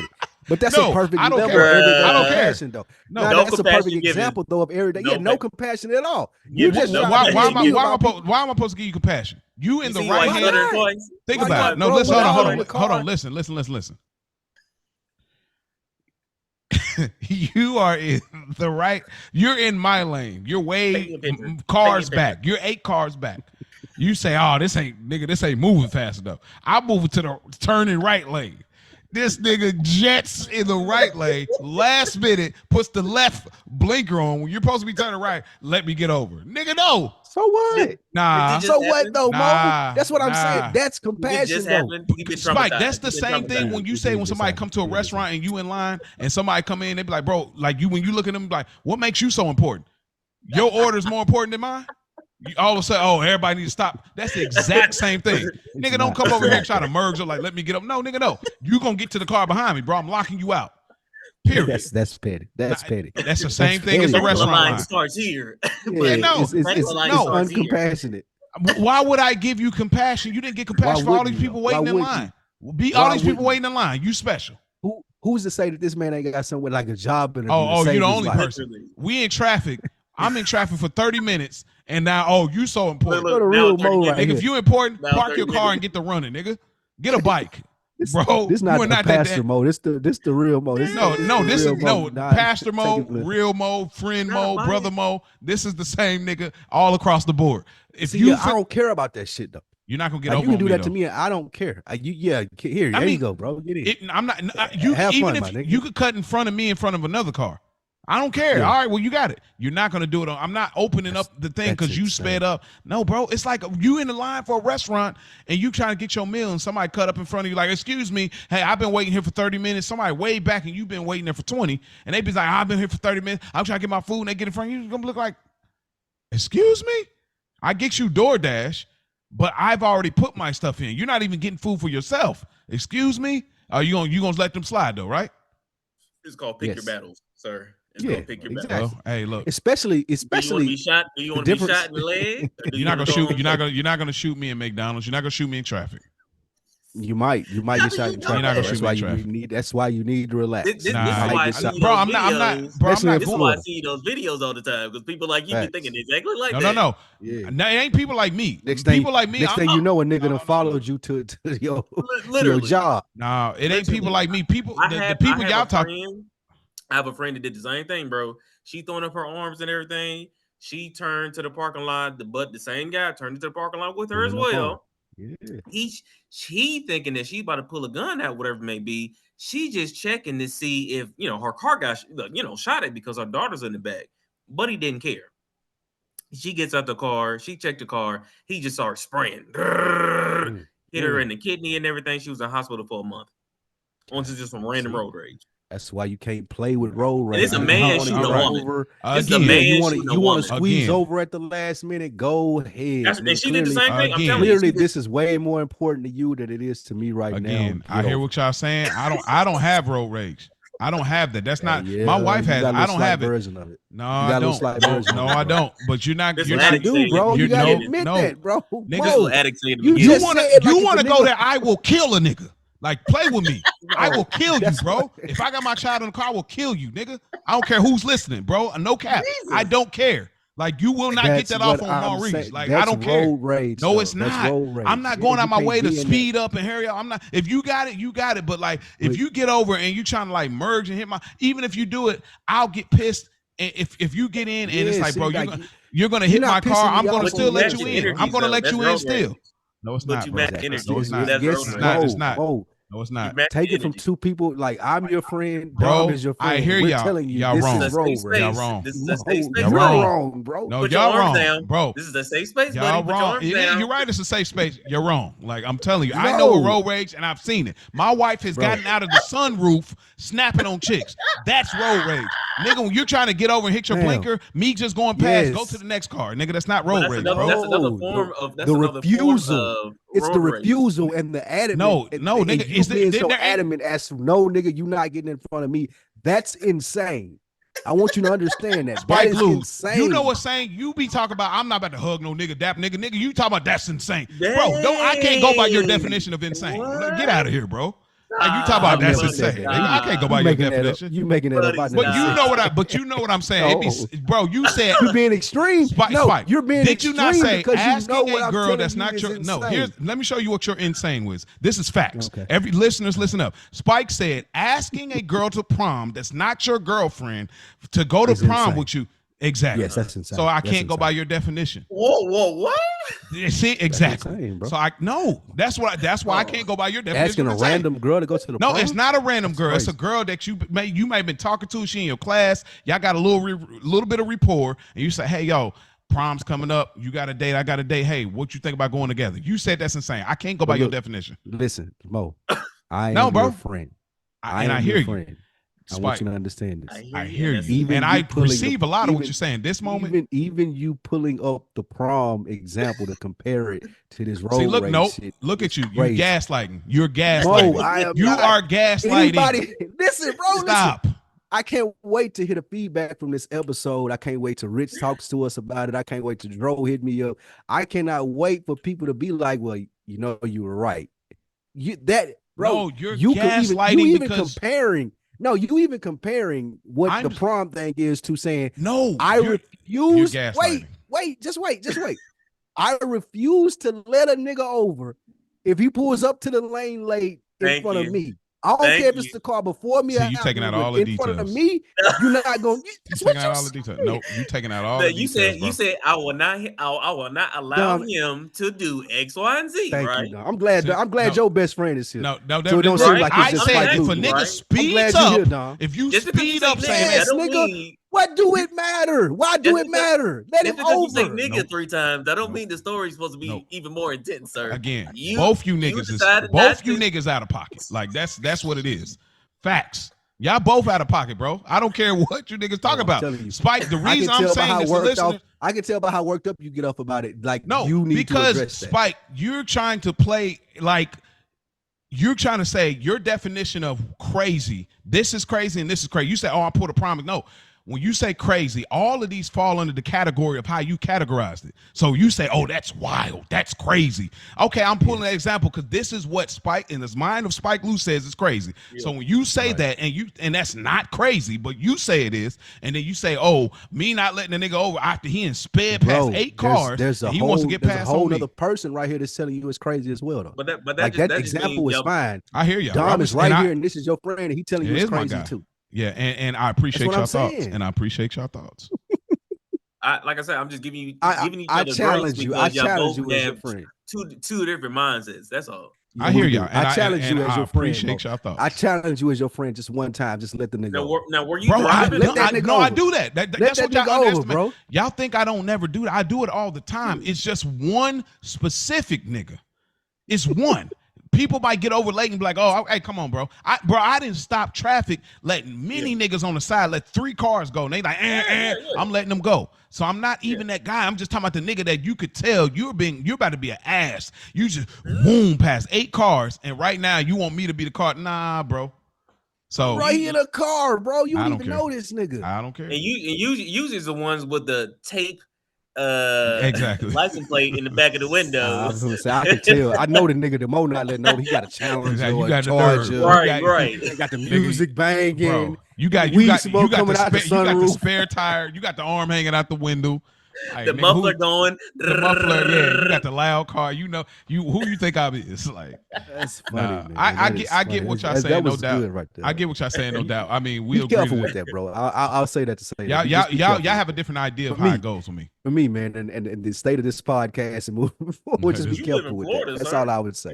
I hear y'all. You live in Florida, just be careful with that. And I am. Sometimes you gotta.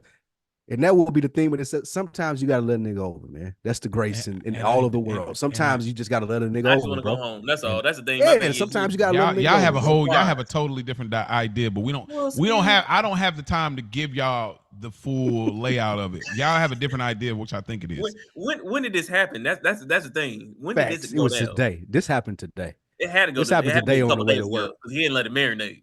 Oh, I mean, yeah, definitely. It happens from time to time. No, like a couple days ago. Yeah, probably. It was recently. Yes. Look, he's so mad. Someone recently. He's still mad at it. He's still mad. No, I'm not. I'm not mad. I'm not mad at it. But like, protruded eyebrows, kind of hanging over the. No, what it is here's what it really is for y'all. Like for me, it's not about. Let's take the traffic thing and let people over. What it is we want to put everything like either. This is the challenge with society we live in. We either want to give things the complexity that it deserves, or we want to box everything under the category. So then it's like, bro, pick a struggle. Which one is it? Do we put everything under, oh, this is sexist? Or do we say, no, this is not sexist. This is this, or this is that. We don't know where to go with it. So it's like, we talk about road rage. It's like, oh, this is road rage. Nigga doing this, blah, blah, blah. But then it's like, oh, well, this is not. But then we want to go over here and switch up what it's categorized as.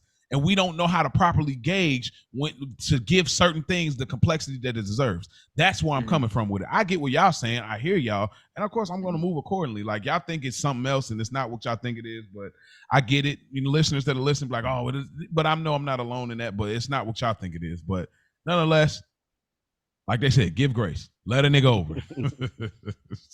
Let a nigga over, man. Let a nigga over. Man. So before that was a good little tangent. Bro. Yeah, I guess. I'm about to say it wasn't like you was actually doing road rage. Like the whole definition behind it's a form of it though. It like, is, but like it's an angry driver. I really want you to consider it. I really want you to just, even right now, as we're talking on air, you like, fuck it, no, just please, as you're driving one day, just consider the information. Just consider it. That's all I'm asking. What do you got to lose if you just consider what we're saying right now?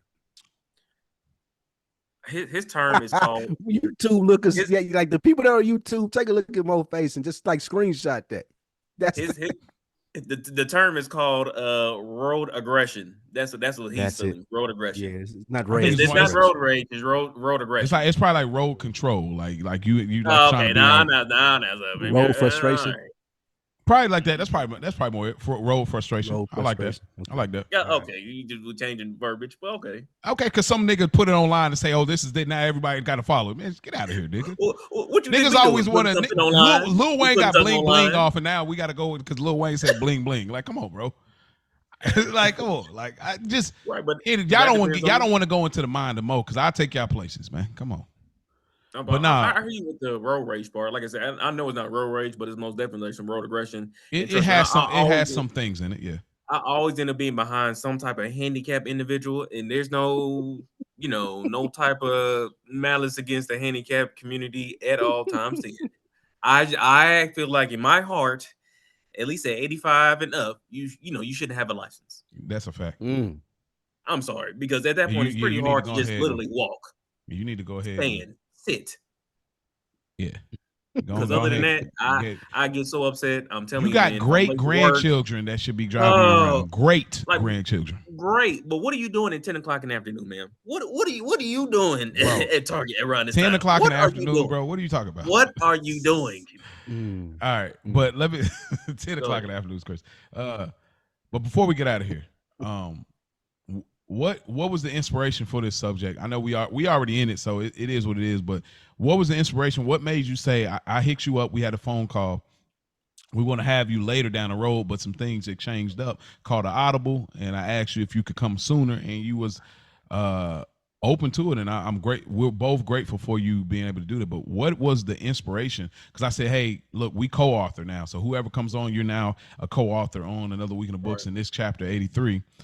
What was your thought process? How did you get to Grace? There's so many things I know that was on your mind when we had our phone call, and some things, some ideas you had, but you came down to Grace. And we may have talked about this in some episode previous, but this is obviously a different version of that, because I said we will revisit certain themes. So what was your inspiration? How did you come to this and say, this is what I want to talk about?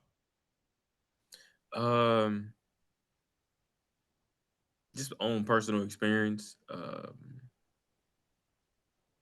I guess when we were talking about it, my mom was going through it with her situation. She's not married or anything, but mama gotta have her own life. Boom, boom. I get it. Mama gotta have a life too, Jody. Right, but once once you're the oldest in the family, you've been taking care of the family best way you can. Some whole childhood trauma and everything. You throw that in there, like, hey, you talking a little too loud now. What's going on in here? And I really had to sit back and hey, you know what? This is a child's place. I had to put up this boundary when it comes to my mom, reassess, or my auntie, or whatever else may be. And it's weird. I don't know how to really digest it. So I was just giving myself some grace. And I slowly started just, understanding more, being more compassionate and everything. And then of course you throw in your own experiences you've had. So when we were talking about it in our previous conversation, it just really intrigued me because I hear a lot of these sad stories from just me personally, just dating and going through my situation and everything. And bro, like that child support, court, kids, that's money or whatever it may be. That stuff will bring you down to a whole nother level where you've never been before in your life. And you just really try your best to give the other person grace. I'm not saying, I'm gonna give everybody this or whatever it may be. I just know I feel like I want to pick and choose on what I want to give grace on because, God himself, gave us that for free type deal, like freely wise. So the fact that, just doing that on a daily basis type deal, not everybody does it. But at the same time, it only takes that one person. And I really don't mind being that one person. Like, hey, I like that hairstyle. Oh, cool. Thank you. Appreciate you. And, like I said, it just really touched me when we were talking about it on our phone call. So it just really, hit me pretty deep and pretty hard because, like a lot of self-reflection from a lot of individuals. And, it takes time. And like I said, a lot of compassion for even just for yourself, just giving yourself grace because, it's a lot of stuff that men, especially black men. I was reading this book. It's called Battle Cry, and it's by Jason Wilson, and he was talking about black men. We put ourselves in this mental incarceration. Yeah. And we just get stuck there. Yeah. Like Spike, he gets stuck on that one thing. I don't see anything else. Bet. Cool. But a lot of guys get stuck like that. That's even worse mindset than other individuals, and they don't know how to get themselves out of that continuous, rabbit hole. You just going deeper and deeper and deeper. And to the point where, a lot of us unfortunately commit suicide. You said about Jason Wilson, right? Yeah, Jason Wilson. Okay, I'm gonna download it now. Yeah, he has 2 books. I actually read the second one. I was going through court with my child's mother and everything, and Buddy just talks about just having the mental space just to be like, hey man, it's okay. We all had them times. Or just that's important. I love a good book recommendation, man. Yeah, literally, man. It helped me a lot. Spike is the original bookworm. Look, man, it helped me a lot. And like I said, some books, I can read real fast. Other books, it's just like, I got to put this down because it's hitting spots where stop and process. Don't even keep going. Yeah, so serious. I may need to run it back before I. So big facts. Yeah. Like hold on. I'm about to read the first one because I like I said I just read the second one, but I'm about to read the first one originally, whatever it may be. But it's a good book, and like I said, it's really just I guess he incorporates the Bible too as well. And like I said, he's a black guy, so he's most definitely know exactly what's going on. It's not about some random Asian guy or he speaks to us. Guy. Yeah, so he knows exactly what goes down. And him just coming from Chicago, Detroit. Detroit, and dealing with people shooting down the street. You got to run inside and protect yourself, or try your best not to fight every single body that you see. But at the same time, like, hey, I want to go home and see my family. So that's where I got it from, man. Here's the issue that I think black men have with grace, and I want you 2 guys to feel free to correct me if you feel like that I'm wrong in any sense of here, or you want to challenge anything that I'm saying. I think that we think that we're being gullible, or someone is getting over on us if we show grace. Like a lot of the times we resort to, I'm not letting this nigga get over on me. Yeah. Versus this nigga may have good intentions and I'll let him slide on something that I may not feel comfortable about, but I'm going to show you the grace as a black man to get that off. I think we never, I won't say never, but we rarely lean towards, I'll let you get that off, my nigga. Like, I get it. I'm a black man too. I get you trying to get your living on, or you're trying to do whatever it is that you're trying to do is cool. A lot of the times we resort to, oh no, I'm not finna be the nigga that you get over on. I'm not gonna be the nigga that's like showing you grace and then you able to go tell everybody else, oh, I got over on him. I think we're very self-conscious as black men of, I ain't letting that nigga get over on me. So I'm not only am I not going to give you grace, I'm gonna overly protect myself. I'm gonna overly be like, nah, I ain't going. It's me against the world. I ain't doing none of that shit. Like I ain't gotta show love to none of you niggas. Like we overly do that stuff because we are, the fear is someone is going to get over on us. What would you two say to that? You can go ahead and take it, Mo. You look like you've been stirring up something. I feel like y'all still riding off the car conversation. Look, you said riding, so look, it's still on your mind. Please, like if y'all listening, please comment on the car situation. Man, watch when people respond, they gonna be like, niggas gonna be like, hey, no, I'm with Mo, man. Nigga ain't about to speed past their cars and think I better let me over. Access and you can respond to that, please do it. Send the emails to AWITB2022. Leave a comment on iTunes. Leave a comment on YouTube. Text us 470-318-5034. Everybody that can give Mo that he's wrong on the traffic situation. See, what we're not gonna do. What we're not gonna do is try to take the jury. Force like you try to get your Bobby Bacala. We ain't gonna force the narrative here. Y'all speak up to what y'all feel. I can't wait till next week when we get to read the traffic feedback from Mo. Okay, that's what I'll say that. Yeah, I'll say that. Because I was like, did you try to what do they call it when they direct the jury? What is it? lead the jury. Yeah, that's exactly. Tell Mo he tripping. Y'all respond to these places. You're leading the witness. You're leading the witness. That's what you're doing. Like, y'all have your own, no group thought here. Have your own original thought, because I know some of y'all like, no, I'm with you. Like, it's one thing to let people over. It's another thing somebody speed past 8 cars at 60 miles per hour, and then all of a sudden they want to get over on your merit. If I'm tripping, hit us up. If I ain't tripping, speak to your story. Either way. But back I'll make cars if you tripping. Bro, come on with it. Little cars at the bottom. That's right. Hit some cars emojis. That's funny.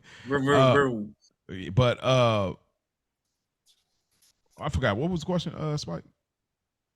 Like black men. You said black men feel like they're getting over. How defensive we are about being because we feel like we're gullible. We feel like we grace because we feel like the niggas are getting over on us.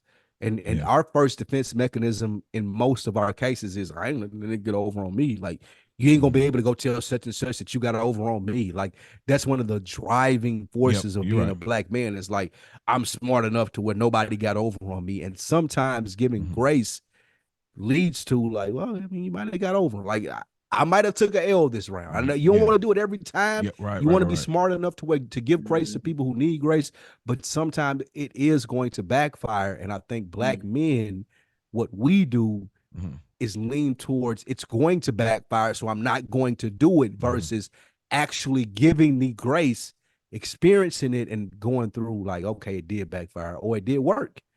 Like, we lean towards, I ain't doing this because I know it may backfire. Well, I would say that I think the first things foremost is like, you got to define who you are. You got to define what represents you. If you don't define it, you will now allow how people deal with you, how people gauge you, how people think about you, how people respond to you. Those are the things that become how you define yourself now, because you haven't actually take the time to define who you are. This is who I am as Maurice, or this is who I am as Dom. This is who I am as Spike. I'm this, I'm not that. I'm this, I'm that. These words of affirmation, these words of confidence, these words that embed in your spirit and your walk of being a black man in this world. If you don't define that, you will allow others to define you. So when you haven't done that, as far as defining who you are as a black man, you now allow people to do that. So in those moments, you start to be defensive. And if you define yourself, you on offense. Like, that's what I keep talking about. It's like, we can't keep walking our life. I know we're gonna get out of here, but we can't keep walking this life as black men and we're always on defense. I gotta look out for so-and-so. They might do this to me. Oh, I gotta be careful. She might do. If we always on defense, we'll never get real joy in life, because we always got to be protective. And sometimes sometimes being protective all the time, you don't actually get to reap the benefits of the reward. See, in every risk, there's a possibility for reward, and there's also a possibility of failure. But you have to be open to both. And if you're always on defense, you're not open to both. You're always open to like the protection element of it. So you can't necessarily benefit the gang. You can't benefit the love of a woman. If you're always on defense, you can't benefit the true love of a friendship. You can't benefit like family. There's so much you can't benefit because you're on defense and you're defining yourself based on how many people or how they have taken advantage of you or how they're going to get it off on you, instead of saying, you know what, I'm not worried about if they do or don't get it off on me. I'm going to give them grace regardless. If they do that, that's their loss. But you have to already define yourself and who you are, though. And that's what I'm saying. But anyway, the risk versus reward versus the risk versus reward for a lot of brothers doesn't seem worth it. Yep. They don't want to take that risk of being vulnerable, giving grace, and they don't think that the reward is enough for them to do that. Like, so what? I let a nigga over in traffic. Who cares? Like, who's going to even know about this? And I think, like you said, it gets more into being in tune with who you are and knowing your everyday principles. And we talked about this a lot on this podcast, Mo, as far as you have, in order for giving grace to pay off, you have to have a life thing that you live by. Like, you have to have things, like you have to have a code. There needs to be a mission statement for your life in order for you to be like, I did this because this is me, not because I expected some type of return, not because I thought that this would be beneficial to me, from a financial standpoint or from a business standpoint, but this is my code of conduct as Spike Lee.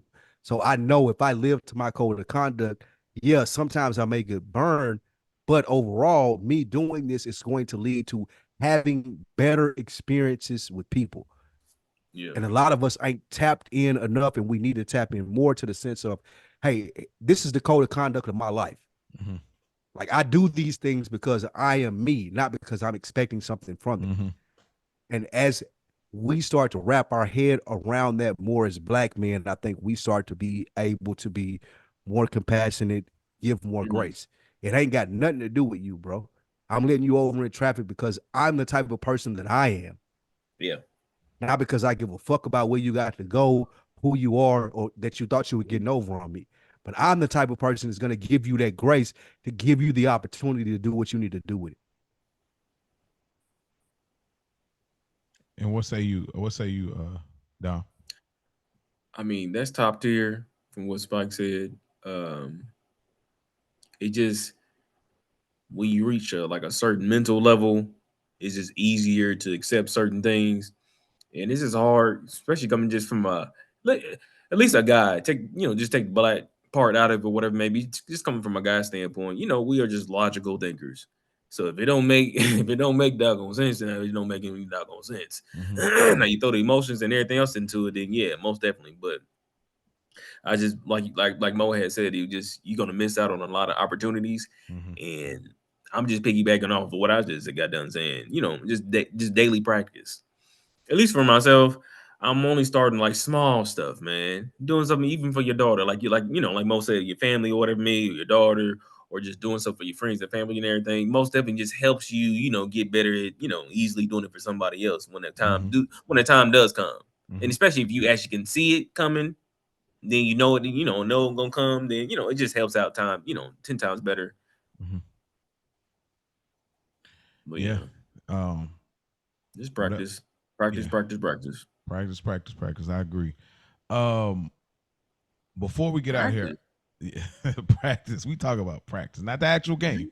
Before we get out of here, I just as a last statement, I'll throw the ball in Spike's court, then yours, Dom, and I'll give my last statement getting out of here. Spike, how valuable is grace in this very moment in your life, dealing with not just loved ones? Let's move on from loved ones, because we're around more than loved ones. All of us know that. Right. Like, we're around Right. more strangers than we are loved ones at this So stage of our serious. life. Yeah, facts. At this very point, as our last statement, especially what we represent on Another Week in the Books, Spike, how important, or is it important to you in this very stage of your life, based on your upbringing and where you came from? How important is it to extend grace to people that you don't know? And is it important? You're on mute, bro. It is, and I'm not being facetious when I say this.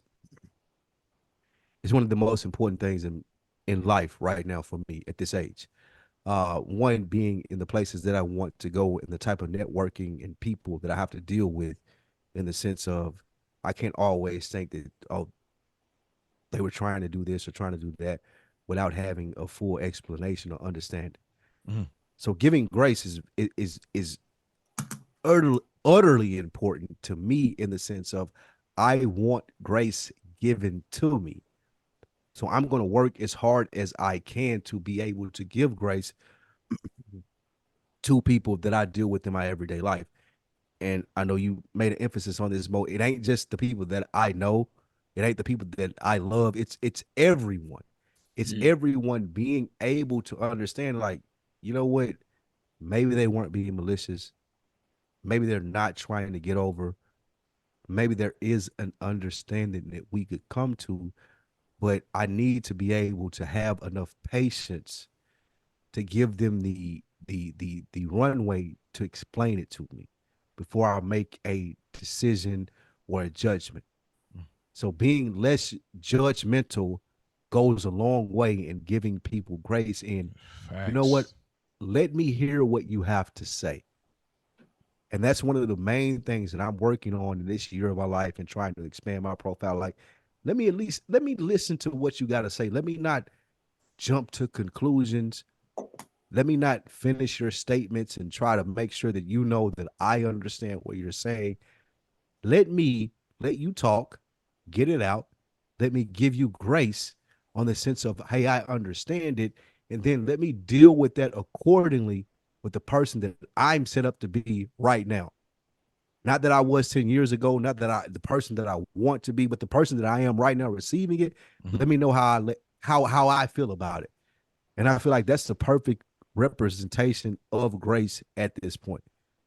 Like just being open enough and not on defense, as you pointed out to me a couple episodes ago, Mo. Like not being on defense in the sense of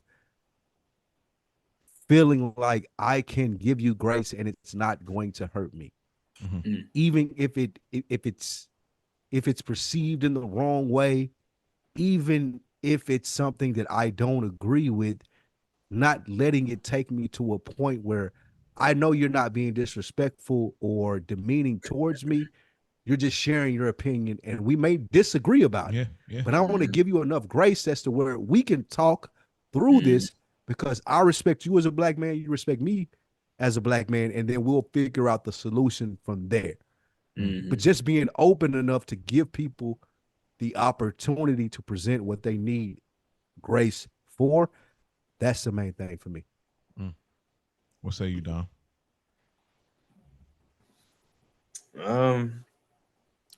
I think it's important.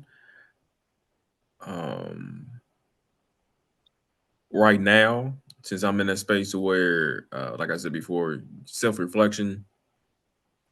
I don't want to be that OG that just getting stuck and just being mean and just being bitter the entire time, not listening to anything at all. It's OG. I get a lot of older individuals that know certain things, have been around for a long time, but at the same time, you still can learn something.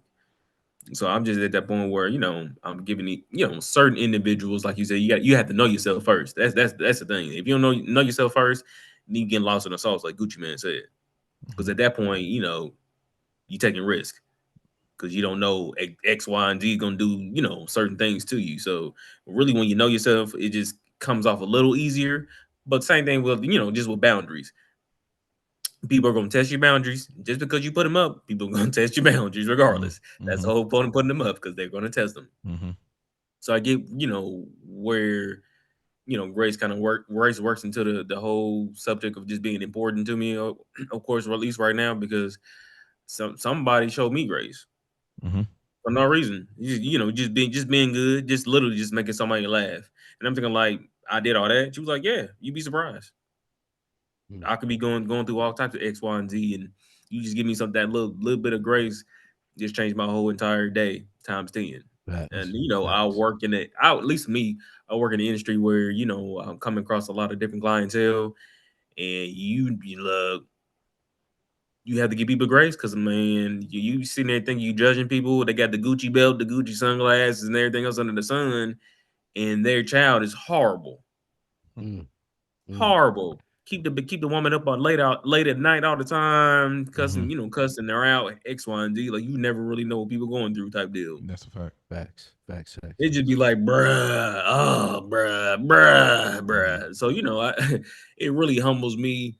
It really helps me, just show grace to other individuals outside of just being, a black man in America type deal. Because of course, who cares about us? Nobody wants I don't want to think like that. So I don't want to be around other negative individuals and everything. So of course it's being around other like-minded individuals like yourselves or whatever. It most definitely just helped me, tread better out in this world type deal. Because like I said, had those 2 suicides or whatever it may be. And people, black men, we go to therapy. No, I'm not real. saying black men don't go to therapy at all. Yeah, it's real. But you can go to therapy the entire time, and the therapist deem you as not, suicidal or whatever it may be, and then you end up killing yourself the next day. Yeah, they can miss something. Yeah, absolutely. So just just like, so what we really dealing with type deal at this point now. Yeah, it's a challenge. But yeah, outside of it, it's important to me. One of the most important things I feel like you said before you get into it, Mo, is and that's what this podcast is about. And I really pray that as we continue to expand and get more eyes on us, that people start to understand this, that you said an important thing as far as black men giving you the grace when you don't get it anywhere else. I think that's very important for us as black men to be able to extend grace to one another, to show people how that looks. And I can't iterate enough how important it is for us to be like, you know what, my brother, you got it. Yeah. Even if there's a fear of us getting over on or whatever it may be, but just us amongst each other showing grace is going to expand and show other people how to treat us in a sense of, okay, I can thrive in these environments. Yeah. So that was a fantastic point that you brought up.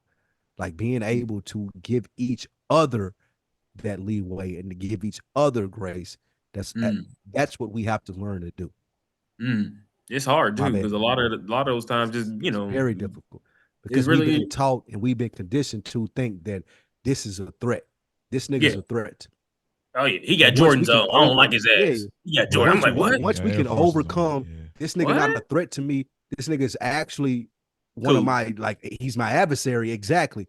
Now I can start to understand, like, I can give you grace, like I give the white man that's my boss grace, or I give the white woman that come here crying every day at work grace. My coffee, all of these other people, all of these other people that I give grace to. But when it's a nigga, I'm like, ah, man, this nigga full of shit. Nah, we need to be able to do the same thing so people know how to treat us. And then in turn, that spreads out to all of these other people understanding, okay, they need to be treated this way because I see them amongst each other acting this way. And that's good because, like I said, if nobody else really sees that, like, other black men, hyping each other up and everything, just being that good energy, whatever it may be, they don't know how to come around that or know how to experience, like, that, what they call it, that black boy joy. They don't know anything about that. They whoa, what's going on here? Is the thug party going on in here? Like, nah, cuz it's just all love in here. But they don't know. I will just say to conclude that before we get out of here and see what everybody got going on is, I mean, everything they said, these brothers said, I would just say that on the grace conversation and even more, it's like, yo, you gotta, black men, like, you gotta stop being scared to, like, be vulnerable. Like, the possibility of things going left is gonna happen. Like, it's risk and reward and everything in life. You can't be closed off. I like Spike said, I speak all the time about defense. When you're on defense, you're gonna miss a lot of opportunity because you won't be the aggressor on trying things because you're protective all the time. And if you have a shield up all the time, how will you ever be able to see over the shield to see, hey, I can go for this? You'll never be able to see it because you're always trying to protect your heart. But I will say to you, black men, give yourself more credit.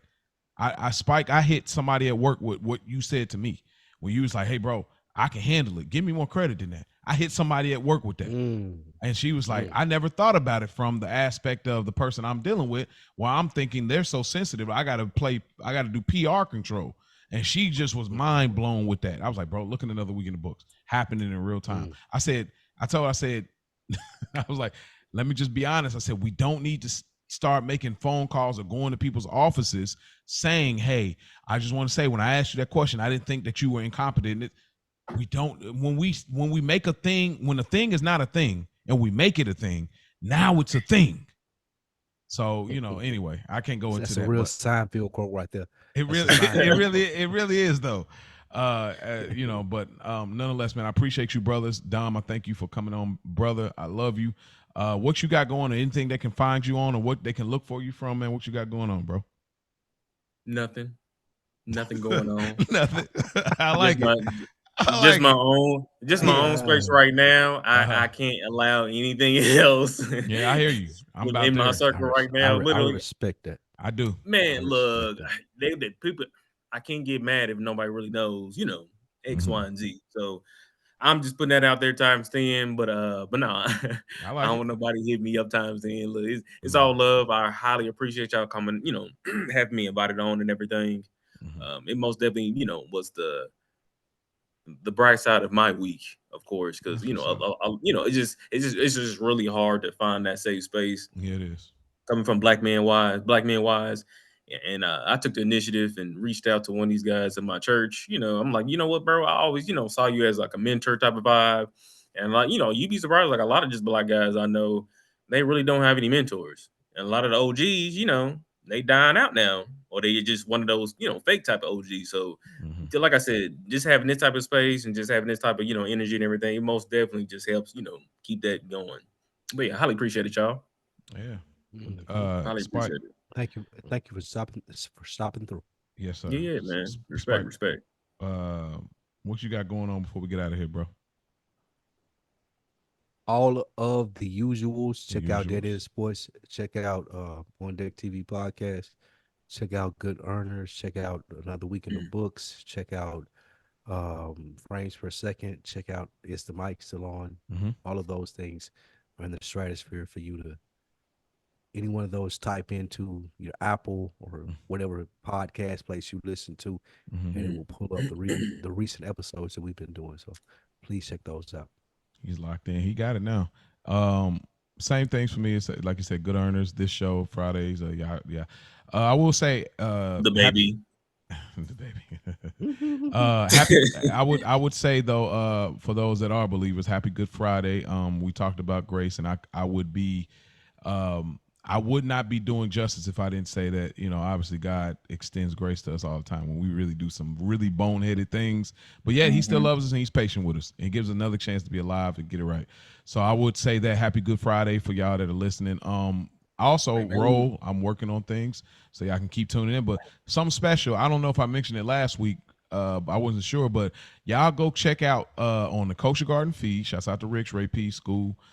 We did a review on Love Don't Cost a Thing. Oh God! Yeah, it was a great episode, bro. We did a little bit of numbers on there. So bro. So we had a really good time. Shouts out to School. Y'all go check that out on the Culture Garden feed. And I will tell y'all, we got another episode coming soon on School's Guilty Pleasures. Yeah, bro. We got another one coming. Y'all talk about nostalgia. Y'all gonna really love this next one for those that grew up in the 90s. So y'all just be on the lookout for that. But y'all go check out School's Guilty Pleasure on Culture Garden. Love Don't Cost a Thing. Man, we appreciate y'all. Thank y'all for tuning in, man. Man.